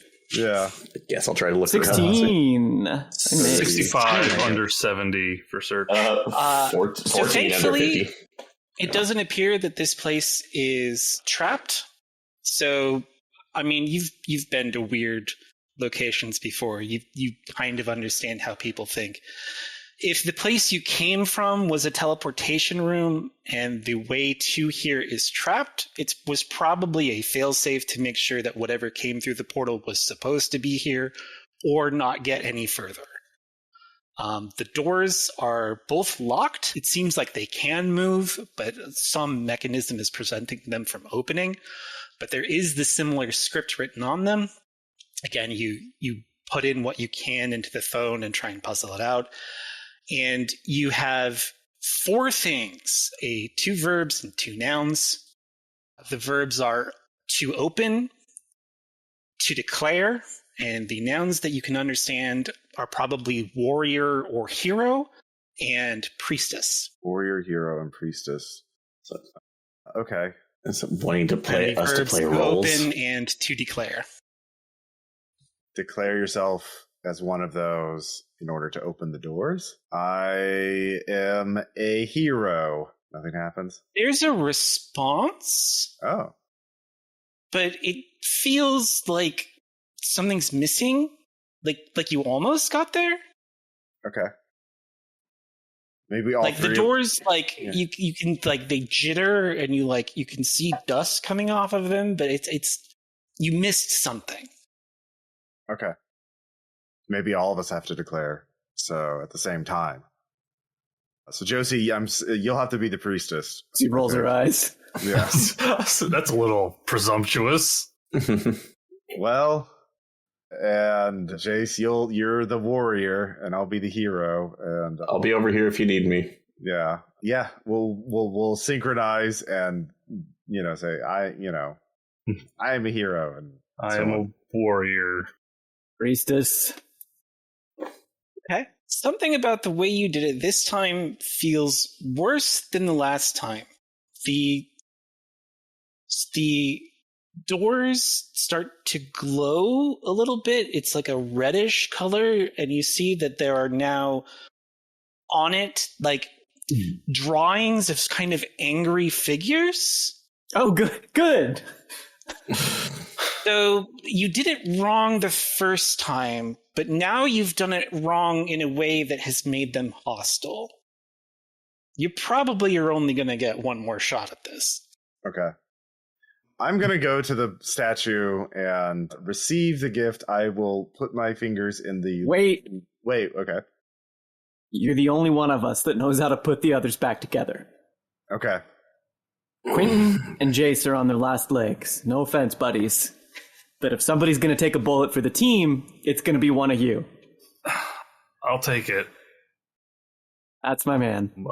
I guess I'll put my hand in the goo, in the liquid. It tingles, not in a bad way. There's definitely something here, but this doesn't quite seem to, on its own, receive the gift.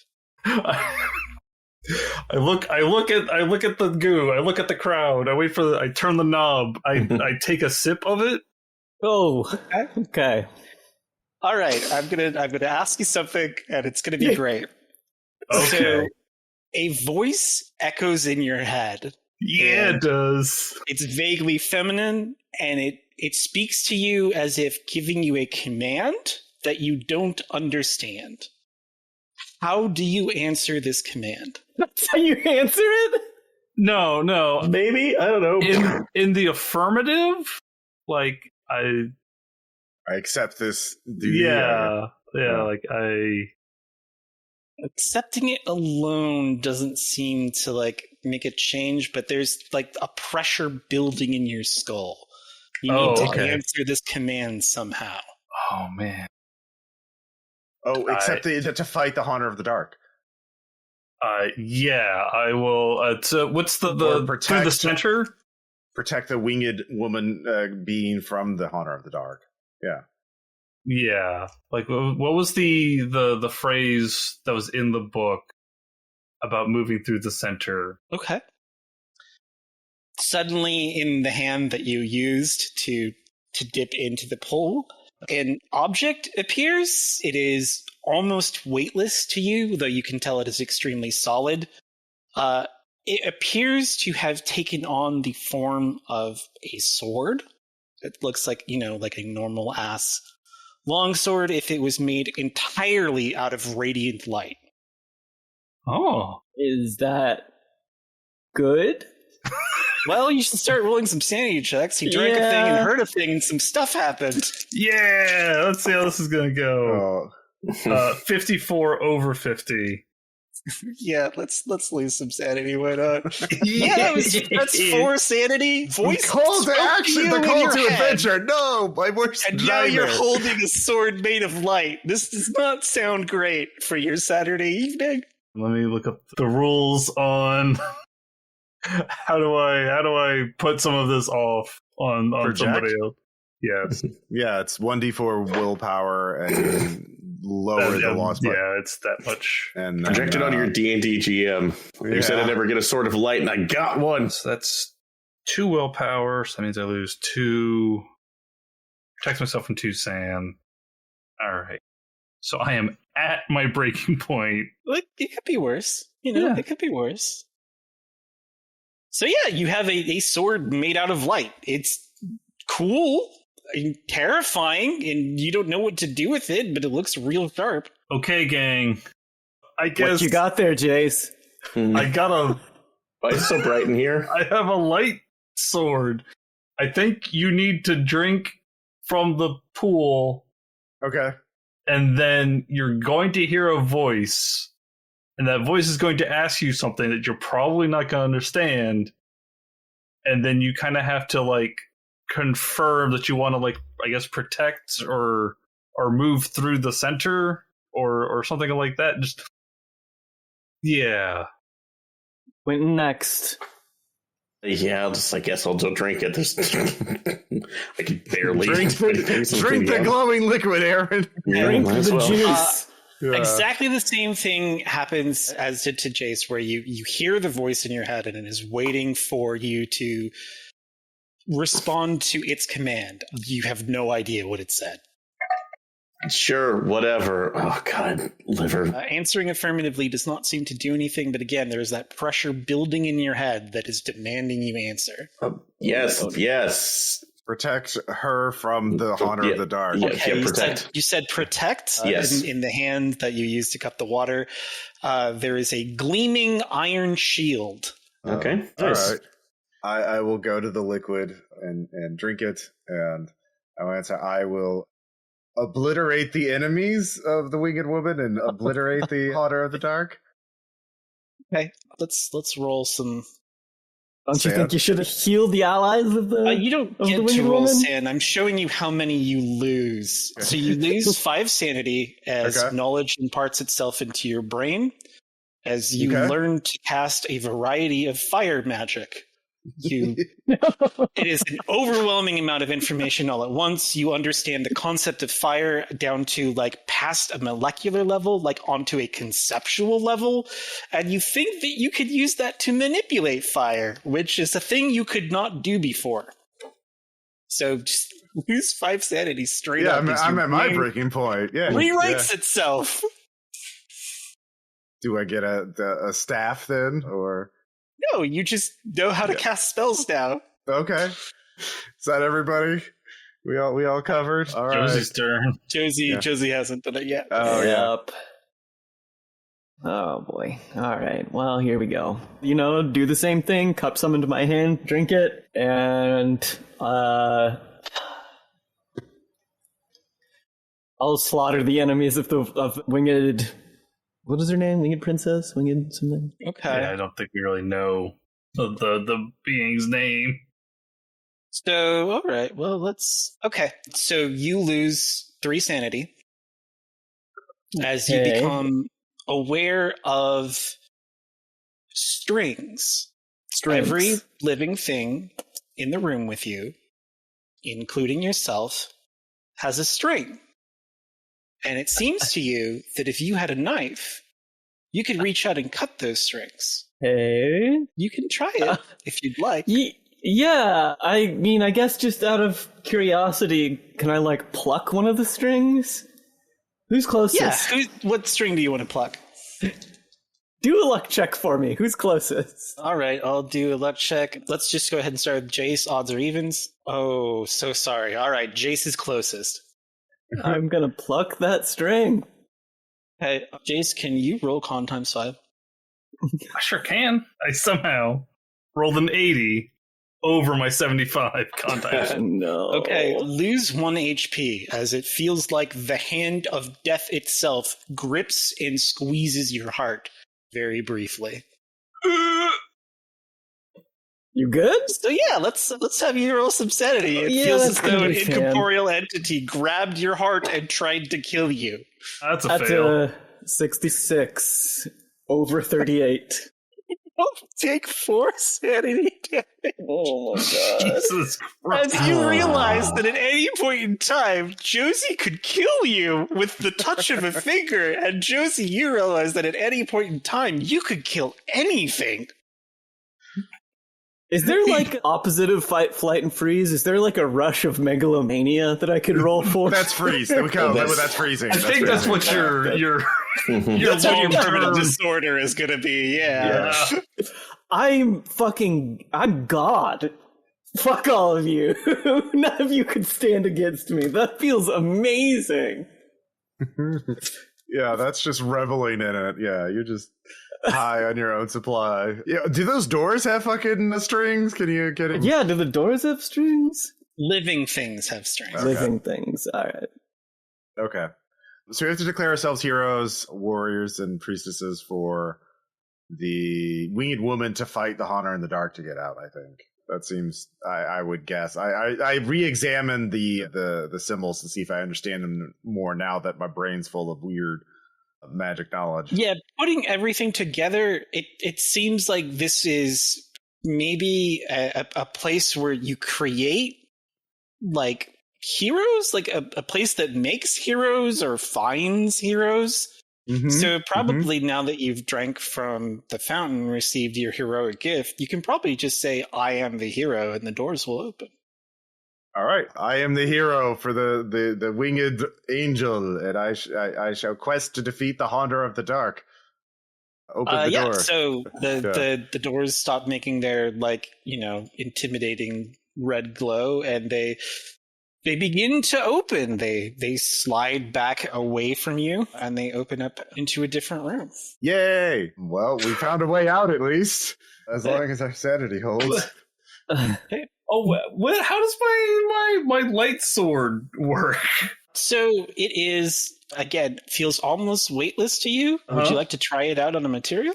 Yeah, I'll start, I guess there's some, rocks or, broken pillars or something I can... Yeah, it doesn't matter what you touch the blade against. It seems to just go right through, even though, again, it is made out of light. You don't know how any of that works. Okay. Well, at least I have a so light it just source. cuts it instantly. Or yeah, it's and it's not like it's like cutting. It's sort of like paring it apart. It's deconstructing the bit of atomic mass that it goes through, and things just very cleanly fall apart. Awesome. It's probably right. Similar thing, I guess. Normal. I guess. What's the shield do? Is it just? It looks like a very sturdy shield. Okay. I don't think you're gonna know what it does until you need to use it. I guess so. Just anyone else wants to take a stab at it, but I don't think we do. So yeah, I don't want to test that yet. Well, yeah. What's beyond the doors? Does it go up into another chamber? Or does it lead outside? Yeah, the room beyond the enormous stone doors, like, might have been managerial, maybe, or like a provisioning area, because there are shelves and containers and stuff, and maybe used to be in ordered rows and like built into the walls and stuff, but somebody has been through here and ransacked the entire thing. Like the chests have been smashed open, the shelves have been torn down, everything has been picked over. You might be able to reconstruct what was in here if you spend a little while sifting through the mess, but it definitely feels like whenever this was abandoned or invaded or whatever it was, they took all the good stuff. Great. Interesting. Great. We'll scavenge it a bit, I guess, to get whatever supplies we can and then move on. Yeah, sure. Roll some search. All right. And while you're doing that, let me just roll a thing real quick. 14 under 70. Yeah, I got Okay. So I will 17 tell you- under 50 on search. The things that you search, you manage to find things that you could perhaps use as bandages. You don't find food or anything, but like, that's not so bad. You also find a large logbook. It's like a bound logbook. You might want to look that through. But before that, Josie, you get a bad feeling. It's kind of hard for you to like really understand things because you're getting used to this. But it looks like there's some strings hidden against one of the walls. Can I shoot the strings? Yeah, try and shoot the string. I'm gonna shoot the strings. I make that with my heavy weapons. That's a 38 under 50. Okay. A creature that had been expertly concealing itself against the wall just falls over dead instantly. It is huge, kind of not like monstrously huge, but it's like a very, very tall, broad, muscular man.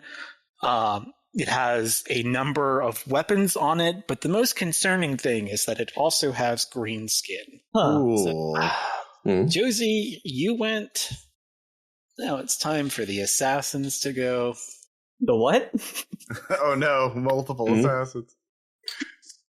Okay, all right, so who's the closest to the wall? Let's see here. Quintin, odds or evens? Odd. Okay, you're fine. All right, so Bloom, you are the closest to the wall. You hear like gunfire, you see a thing drop dead, and your reflexes let you know that there is something coming right for you. So there is another one of those creatures, swords out, is swinging to try and kill you. Do you want to dodge? What do you want to do? Can I fireball it? In the face? Yeah. Well, or does that take if you too do much time? Yeah, if you do Dex times 5, you could try and get it out quick, but like that would be I'll take the sword blow and then shoot, which Okay. it's not I very good will for your try to health. dodge. Yeah, I will dodge. And I got a 32. Yeah. 50. Okay, it goes over, so it swings goes wide because it wasn't expecting to have to fight right now. But yeah, there are 2 of these. It seems like one of them has tried to murder Agent Bloom. Another one is still skulking. The only person who can tell that obviously is Josie. So going in Dex order, starting with Josie, what would you all like to do? I'm gonna shoot it again. I feel unstoppable. Okay, are you shooting the one that's still like lurking, or are you shooting the one that's attacking Agent Bloom? Lurking. Bloom's Okay. got himself. He's fine, whatever. 32 under 50? Yeah, you fire a burst of bullets right into the string. You don't even need to aim at the creature anymore. It's fucking crazy. This is amazing. Holy shit. That's the string. It just falls over dead. No bullet holes or nothing. It is just completely lifeless. Holy fuck. Hey, Quintin, it is your turn next. I guess this could be at least hard, but can I put myself in between Bloom and the thing and try to use the shield? Sure. Since Yeah. Do you have unarmed? Let's roll some unarmed. I do have unarmed. Yep. Okay. Or melee All right. weapons. Melee weapons. Let's roll melee weapons. Or melee. Okay. So that's significantly less, but I believe I in don't. you. Yeah, we'll see. Well, unfortunately, I don't, as a 92 goes through, so... Okay. Well, you're in the tussle there, but you're unfortunately not able to protect Agent Bloom. However, Okay. Agent Bloom, it is your turn. Okay. I will. Now I can cast some sort of fire spell, right? Sure, you can cast a fire spell. What fire spell would you like to cast? Describe to me what you would like it to do. Spontaneous orc combustion. So Okay, just this cause sounds it. like a fireball. Did you mean to cast fireball? Well, that'll hit Agent Quintin, wouldn't it? Is there something Probably. more? Yeah. Is there something more precise? For fire magic? Yeah. Okay. No. Not really. All right. Go for it, Ross. There's no All consequences. right. You Yeah. know this, Fine. so- Yeah. Fucking fireball. Yeah. Okay. All right. Let's have you roll. What is it to cower behind the shield? What roll is that? You could use athletics or strength. I guess. Yeah. All right. Roll that athletics to see if you can use your fancy shield. All right. Let's see. Nope, that is a critical failure. Okay, well, I have good news and bad news. The good news is that the shield entirely protects everything that it is covering from any kind of damage. The bad news is you did not maneuver it in a way to protect yourself. So, in an deafening explosion of flame, both the green-skinned assassin and, unfortunately, Agent Quintin are engulfed in flame and just blows away parts of them as it disintegrates. All right. It was nice knowing you. Yep. I'm sorry. I didn't mean to. Play with fire. Yeah, you just watch an agent kill another agent. I feel like that's substandard. That's a sandwich. I make mine though, so oops. I critically fail. So I normal fail. Let's see if it's 1 if you make it. It is 4 if you fail. Faye, you take the maximum, which is 6. Okay, so I've definitely hit my breaking point again. What's the maximum for, like, what do I need to lose to fight, fight, or flight? At least 5 at once. So 6 is higher than 5. Yes, that is It's higher correct. than 5, yeah. I'm gonna fight. What are you fighting? Bloom's gone mad with power. I've got to stop him. It was only a matter of time. I knew it was going to happen. They all had to be feeling the same way that I did. Okay, we're still acting in Dex order, so Jace, you can act before this whole thing goes down. What do you want to do? Are there any monsters left? There are no monsters left. There is just your friend that can kill things with a touch and your friend that just exploded the creature and your other friend. Jesus Christ. And you have a sword made out of light that can cut anything. What would you like to do? That's a good question. I guess I want to try and get between these two before they kill each other. Yeah. So I'm going to interpose myself and be like, hold on. Oh, wait, important question. Did the shield disappear when Quintin died? No, the shield's still there. It's fine. It looks like it works great. You know, for things it Go covers. on, take a toy. So Oh, God. Yeah, so this is up to roleplay then, between Jace and Josie. Jace and Josie, can Jace talk you down before you murder Bloom? Because Josie gets to go next. I did project. You're gonna have to be real convincing. What's your fucking argument here? I've got the gun leveled at Bloom, and thus you, because I assume that you're standing in between us. Yes. Josie, we need to work together to get out of this and get back home. Why don't you tell that to Bloom? I didn't mean to. I didn't know it would be that strong. Sure. You could say you didn't mean to, but you're the only one that knows what you really meant to do. You got to fucking fire. You can shoot fire from the tips of your fingers. There's no fucking way I'm going to be walking in front of you now. Okay, that's I accept that. I understand.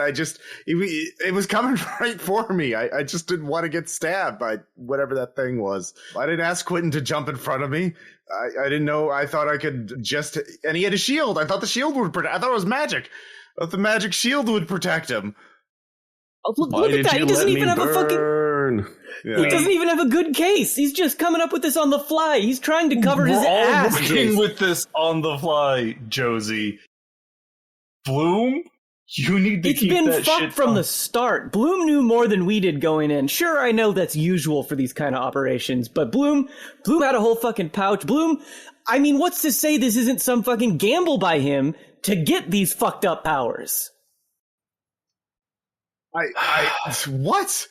I don't think this is anything we could have predicted or even known about. Yeah, if I knew this, I would have chosen your power. Like, you're the one who can kill people by thinking about it or whatever it is you do. My power pales in comparison to that. You're right. It does. We just need to get out of this first, and then you two can sort it out. But I would like to get back home and not be trapped in this dim, dank hellhole. We'll keep an eye on Bloom. Bloom can go first, and if it goes sideways, I'm sure both of us could take him out. All right. No offense, Bloom, but... You're up, Bloom. You gotta take point. I'm like eagle eye on you until you're up in front and walking. Yeah, we got a notebook or something, right? Yeah, you have phones you can write on. Oh, yeah, you have the logbook from earlier. Yeah, that's true. I will look through that first and read it aloud if I can. Yeah. Did you still have Quintin's phone, or did you hand it back to him? Oh, I would keep that phone. Okay. Quinn's in no condition. Was in no condition earlier. He was already barely dead. I feel like there should be at least a luck check to see whether or not it burned in your flames. No, I'm fine. I was carrying her. Yeah. So again, this one is much better preserved because it wasn't, in the damp area. So it's mostly just dusty. The spine is damaged. It's been here for a while. So all of the text inside it is legible. So you take random samplings from various places, and it appears to be half and half an accounting log of items coming in, provisions and things to this temple, maybe, and the other half is just the ramblings of whoever maintained this place. They don't seem to be very happy. They seem to be very alone and isolated. They complain a lot about heroes. Fair. There's a lot of undercurrent of ungratefulness, you think, that they were expressing? Okay, cool. I will share this with the others, and there's clearly people who will be expecting us and can hopefully explain things. Maybe they'll even be able to speak one of our languages, or we can learn theirs. Yeah. I really don't want to be here long enough to learn another language. Just start walking, Bloom. I want to pick up Quintin's shield. If somebody hasn't already. You could have a sword made out of light and what appears to be an indestructible shield. Do I just summon the sword, or do I have to how do I put it away? Oh yeah, when you think about putting it away, it disappears. Okay, I wasn't sure if I have to find a quantum sheath to put the light sword in. No, you can draw it whenever you want. It appears to be any light source you can draw it out of, and when you don't want to be holding it anymore, you're not holding it anymore. Oh. So I need a light sword. The shield is very concrete. It appears to be, for all intents and purposes, a normal shield that will not break under any circumstances. Okay. So if I need a light source to summon it, if I move away from a light source, does it disappear? No. Okay. It itself is made out of light. You need to draw it out of a beam of light. Okay. And that light can come from anywhere. Cool. And we're just chilling, waiting for us. What have you been up to now? You been having a good time? Yeah. Just got done remodeling our kitchen. Nice. Yeah. New countertops and everything? New countertops. We took down a wall because it was a very tight kitchen. You've decided for now not to kill each other. There is what looks like some kind of stairwell at the back of this room that leads further somewhere. Okay. I guess keep proceeding and checking for traps. It looks like there is a hand-carved, gigantic cylindrical shaft that may at one point in time gone upwards, but the upwards staircase is entirely collapsed, blocking your egress that way. But the path downwards appears serviceable, although it extends into terrifying darkness. Great. Okay. Great. So at the top of the staircase, do we see starlight or something? No, this entire staircase upwards has been collapsed, but it goes downwards. But it's not currently lit by anything other than your torches or your phone or whatever it is you want to use. Torches, yeah. Sword, I suppose. Oh yeah, we got a magic sword. Yeah, I have a magic sword. Important distinction. I guess down it is. Yep. Okay. It goes down for a while. It's a little bit of a walk, not enough to make you go wow, this is starting to get exhausting, but it's a little worrying. But finally it reaches its end and it reveals a short hallway that opens up into a very, very large room that reminds you of perhaps a shipping dock. If you were to do large deliveries, this kind of seems like the place that you do it. So maybe the way upwards was for people. And let's go ahead and roll a perception check real quick. No, everything looks normal. Yeah, all right. I make that also. I rolled for you. Oh, okay. It's totally normal in here. It's a great empty shipping dock for whatever the fuck this place is.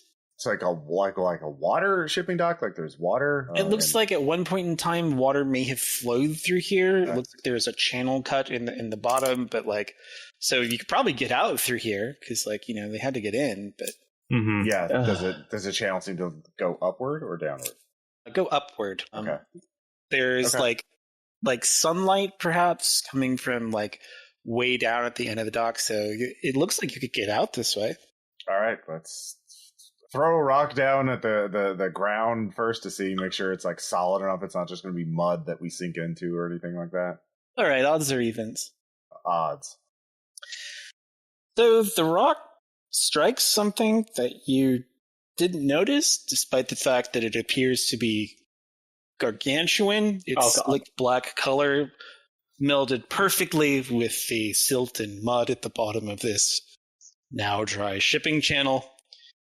And it opens its eyes, which are roughly the size of your torso, as its draconic head lifts from its slumbering form to glare at you.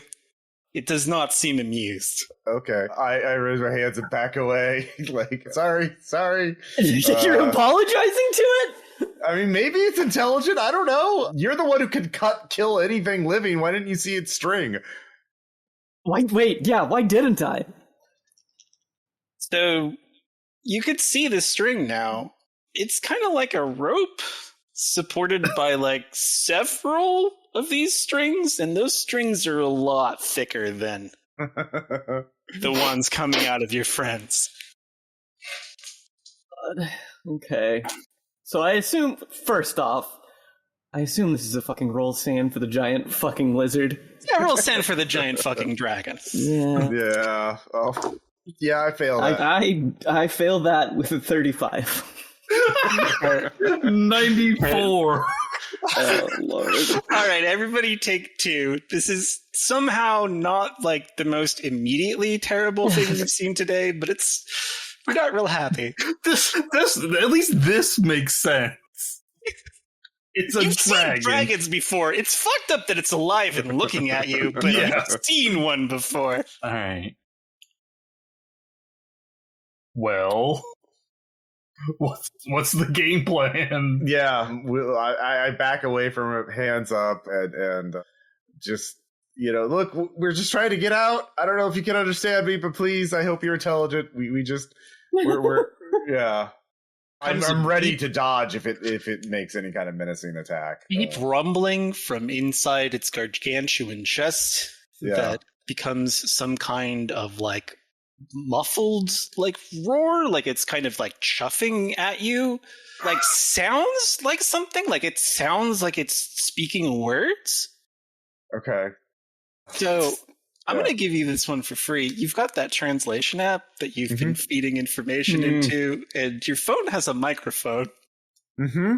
Oh my Yeah, god. I'm gonna use the phone and be like, You're gonna Google translate the dragon? yes, I'm gonna Google translate the dragon. Please, yeah, what does it say? And if I can have the phone speak, please do not kill us. I will do that.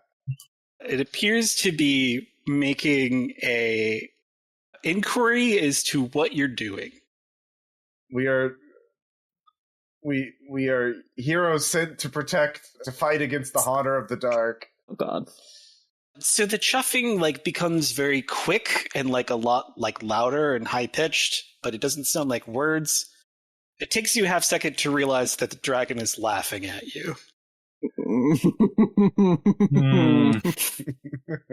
I will continue. We're from another world, and we were sent here, and a statue gave us magic. Like, look at his sword. It asks you if you are from the country of Nihon. No, but in the same world. That also gets another laugh. What the fuck is he saying? What the fuck is he saying? He asked if we were from Japan. I think they speak Japanese here. What? Are we in Japan? This is not Japan. But the Japanese have been here. They have cultural contact. This is not the first time people from our world have been here. So, yeah. We are across the ocean from Nihon, and we wound up here. Is there a way to get back? I'll take Nihon. Yeah, we could. The dragon answers affirmatively. There is somewhere out in the world a way to get back. It doesn't know what it is, but in order to leave like this world, you first have to leave this room. And since you have awoken it, it is demanding that you give it something specific. It wants Such to be entertained. It wants to be entertained. Okay. How the fuck do you entertain a dragon? I have music from our world on the machine. Do you want to listen to it? It nods. All right. I will play on my phone the Mozart music I have downloaded because I don't like streaming things. I rip my own CDs and put them on my phone. Oh my fucking god. Because I'm an audiophile. Yeah. So the dragon listens intently for however many songs you're willing to play. Mm-hmm. When it finishes, it says that it really enjoyed it, but that's not the kind of entertainment it wants. It thinks that maybe it didn't explain itself clearly enough, so it lets you know that the entertainment it wants is people that come from other worlds are gifted, strange, and mysterious powers that are often make them very strong, especially in combat. Mm-hmm. So what it would like for it to do is for any two of you to duel to the death. I'm going to... I know this is probably not going to work. I'm going to roll human on this dragon. Yeah. Human? Sorry, human on the dragon? Yeah, is he fucking with us? Yeah. I rolled a 6, so that's, I don't know what kind of penalty he is, but he's intelligent. We've been talking. This is probably the dragon's, lair? So, if you want to leave without doing what it wants, it could probably just kill you. So, it seems like it's being serious. It really wants to see special powers fight each other until one of you die. And can we outrun a dragon? I don't know, Ross. Can you outrun a dragon? How long is that tunnel, that channel? How much distance is that? Is it probably make it in 2 rounds? 2 rounds? Pointed. Okay, so not a huge amount of distance, and if we can get out there, we could hide or hope maybe it doesn't want to leave its lair. I will tell it. Well, we already thought one of us is already dead. We're already down one. I can go and get the dead guy if you would. Can you bring him back? You're asking. What's the point? It glares at you, and it's like, what's the point of like seeing the aftermath of entertainment? I want to see the entertainment itself. I see. Well, you're asking the dragon if it wants to see the dead body of our friend. Yeah, it's worth a shot. It's been a rough day for Bloom. He doesn't know what's going on. Yeah. All right. Fuck it. Okay. Well, all right. We'll get ready. And I sort of indicate to the others that they should get ready to run, like, while I'm distracting the dragon. And I am going to, all right, Agent Bloom, will present a duel to the death between my two compatriots. And then I'm going to fireball him in the eyes to flashbang him. The dragon? Yeah. And then we'll run. I'm not going to kill another agent or get killed by another agent. So yeah, I will distract him, fireball him in the eyes to blind him. And then hopefully some of us make it out. Yeah. All right. Are all of you going along with this plan? I guess. Wait, did you tell us what the dragon wanted? Yeah, I would tell you what he wanted, and I would say I will be like sort of indicating with gestures, get ready to run, and you two posture up like you're going to duel, and then I will distract it. Yeah. So. Is there any kind of check I need to make, like mentally, for gunning Bloom down? No. Mm-mm. I'm gonna be real. Your plan's great, but in like terms of like power scale, I think I'm more likely to side with what the dragon wants. Well, that's why I'm just trying to flashbang him with a fireball, right? Like I know I'm not going to kill him, but like if I can blind him long enough, maybe we can get away. But like you do you. I'm not. My character obviously I do. Yeah. So, but I'm trying to get you two set up to posture off away from me, as though you were going to duel. Yeah, if you're within arm range of Agent Bloom, you could just snip that string. Yeah, let's do that. What's the roll for that? I don't think you need to roll. I think if you do it quietly or quickly enough, well, Bloom won't even know what you're doing. So, I don't know if this is going to be very entertaining, though. I'm going to wait until he shoots off the fireball, and then I'm going to try and play it like I was like, oh, how dare you attack the dragon or whatever. Okay. All right, so the fireball goes off right in the dragon's face. Then I start running. Yeah. You start running. You don't get very far. All the strength goes out of your limbs and your body and your everything, and you're gone. All right. Your dead body slumps to the ground, smashing into the mud and muck. The dragon is real bad. I listen, I didn't know he was going to do that. I had the phone. You can't talk to it anymore. I know. But you were like talking in English to it, right? No, I was talking into the phone, and the phone would translate with me. It only speaks Japanese. All right, well, I'm going to keep talking in the hope that it understands me, and I'm going to put my hands up in a supplicative gesture. So it rears up and puts its claws on either side of like the little raised area you've come from, blocking off all egress. Its head is very close to you. It looks very upset. You're going to need to find a way to say, please don't eat us, very quickly. The phone's right there. You can go for the phone if you want. I will slide the phone to Josie. All right, yeah. I'm gonna try and say, yeah, I didn't know that he was gonna do that. How big? What? How big is this dragon's neck? It's huge because like its head is bigger than the two of you. Okay. You were thinking about slicing it, weren't you? Yeah, I've been thinking that the whole time. I mean, you don't have to slice. You don't have to decapitate. You just open up the carotid artery in the neck like that. That'll yeah, because that's how dragons work. Dragon and enemy they were on.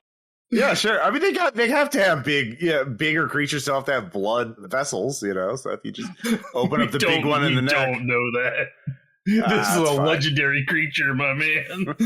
You got a legendary magic sword. What if it's a dragon slaying sword? You don't know. Fucking God, I'm cackling. All right, so it buys your explanation, I guess. Okay. What do you want to tell it to try to get you to go? Let you go? I killed him. I killed him. He told us that he wanted us to fight to the death. So I mean, I did it. I used the whatever that we got from the water. That's what you wanted, right? It kind of like looks at you. It's very upset, but like it's willing to buy this explanation. But it asks you how you did it. It wants to know what your power is. I can see, I guess, like, puppet strings from around people, and then if I cut the string, then they just collapse. They just fall to the ground like their strings were cut. So the good reference. The dragon nods and then like goes back to its like former like laying down position. It says that while it's not a flashy power, it's definitely one it respects and knows exists. So you did technically do what it asked, and it is a creature of its word. So yeah, go along as much as you'd like. All right, yeah. I guess I just ask it to lead us out of here. Yeah, so it just indicates the end of the thing. It's like you just walk up out of there, you'll be fine. Look, Bloom, it's gonna let us go. Bloom's dead. I'm Jace. No, sorry, Jace. Jace, it's gonna let us go. I did what I had to do, okay? I did what I had to do. You really think that we could have outrun a dragon? No, probably not. I'll pickpocket Bloom's body for, I guess, the book and like whatever other stuff he might have had left over. Whatever meaningless things he has on him. Yeah, some bullets or something maybe. You always use those, but. And then, do you leave? Do you just walk out of here? What do you want? Yeah, I guess we just walk out of here. Okay. So yeah, you come up out of this like weird shipping area. You come up into what looks like a meadow or something, like where the river used to cut through. And you behold sun-dappled rolling green hills, a floating castle in the sky, backed beautifully by the 7 enormous moons of a world that is not Earth. And you're stuck here, and you don't know anything, and you have a phone that you are using for Google Translate for creatures that seem to want you dead. You're beyond fucked. And that's the scenario. Yeah, it's an isekai. Delta Green into isekai. That was fucking hilarious. So, this is our April 1st episode. Get fucked. I love the inversion, like, traditionally isekai are like power fantasy type shit, but for Delta Green agents, that's a goddamn horror story. Yeah. That's so funny. Yeah, I did put the bodies you found earlier. I did the dead cultists. They were hit by trucks. So that's they were hit by trucks. Yeah, classic isekai. Yeah, exactly.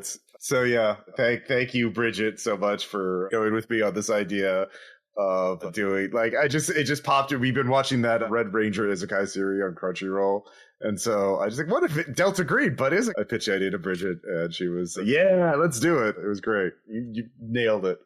I only wish Agent Bloom had survived to see the sun-dappled hills. If only. He was right there. He was right there. If you just gone along with my plan, we might have been able to run away. Probably not. That dragon so bad. I just didn't want one of us to get killed in a duel. Like I felt guilty about killing Quintin. If only Baker had survived. Yeah, dice rolls. Yeah. Gosh. Did you have any other powers we could have won, or was it just sort of like whatever we did indicated what we got? Sorry, what did you say? About the powers we got from the statue. So the power you got from the statue is like literally whatever you said the first thing that you would do, like, or wanted to achieve. I was just going to give you a power that represented that. So when you're like, I want to destroy enemies, well, fire destroys. I want to be the light that like cuts through the enemies or whatever. I was like, all right, well, sort of light. I want to defend, shield. Like, it just made sense. Yeah, cool. Oh, that was a lot of fun. Like just seeing Goth was like, God, sand check. Fuck. Orc assassin, sand check. God damn it. It was great. Yeah, it was a lot of fun. Yeah. Anybody else have any thoughts on it? Thank you all so much for playing, for putting up with this little April Fool's. I had a great time. It was it was a great sort of bait and switch there. I really enjoyed it. Yeah, for our listeners, I only told Bridget about this. I didn't say anything to Aaron or Noah or Faye about it. I'm just running the Delta Green one shot. I'm going to try something new. And I'm very glad everybody, did not know. I'm glad no one rage quit in the middle of it after we did the switch. So, yeah, running the first part of it is very serious. Delta Green was perfect. Yeah, I liked your character too, Bridget. That was an inspired pick. Fucking Tommy. Oh, Tommy. Poor Tommy. Rest in pieces. Yeah, no shit. So, yeah, literally. Yeah. That's kind of like, especially towards the end, that's kind of what I kind of thought that Tommy, like, getting portalified created the sort of isekai reality that we were in. I can see how you'd get there. Gosh. Yeah, cool. Aaron, any final thoughts? Got hit by a truck. Yeah, that's how it goes. All right, well, thank you all so much for listening to this. Thank you all for our little April Fool's tradition here at RPPR, and be sure to check out Bridget's novel. What was it called again? Light novel. I wanted a second chance, but not like this. Starting my life over as a Garachuto again. Top 10 Omegaverse light novels. Yeah, and check out Noah's site, commonotaku.com for links to such great podcasts as Thinking Too Hard about anime. And Faye, don't look for her. Aaron. Piss off. Yeah. And Aaron, if Aaron gets really up and going, we'll have links to that. So we'll talk to you later. Bye. Bye. Bye, everybody. Cool. And cool.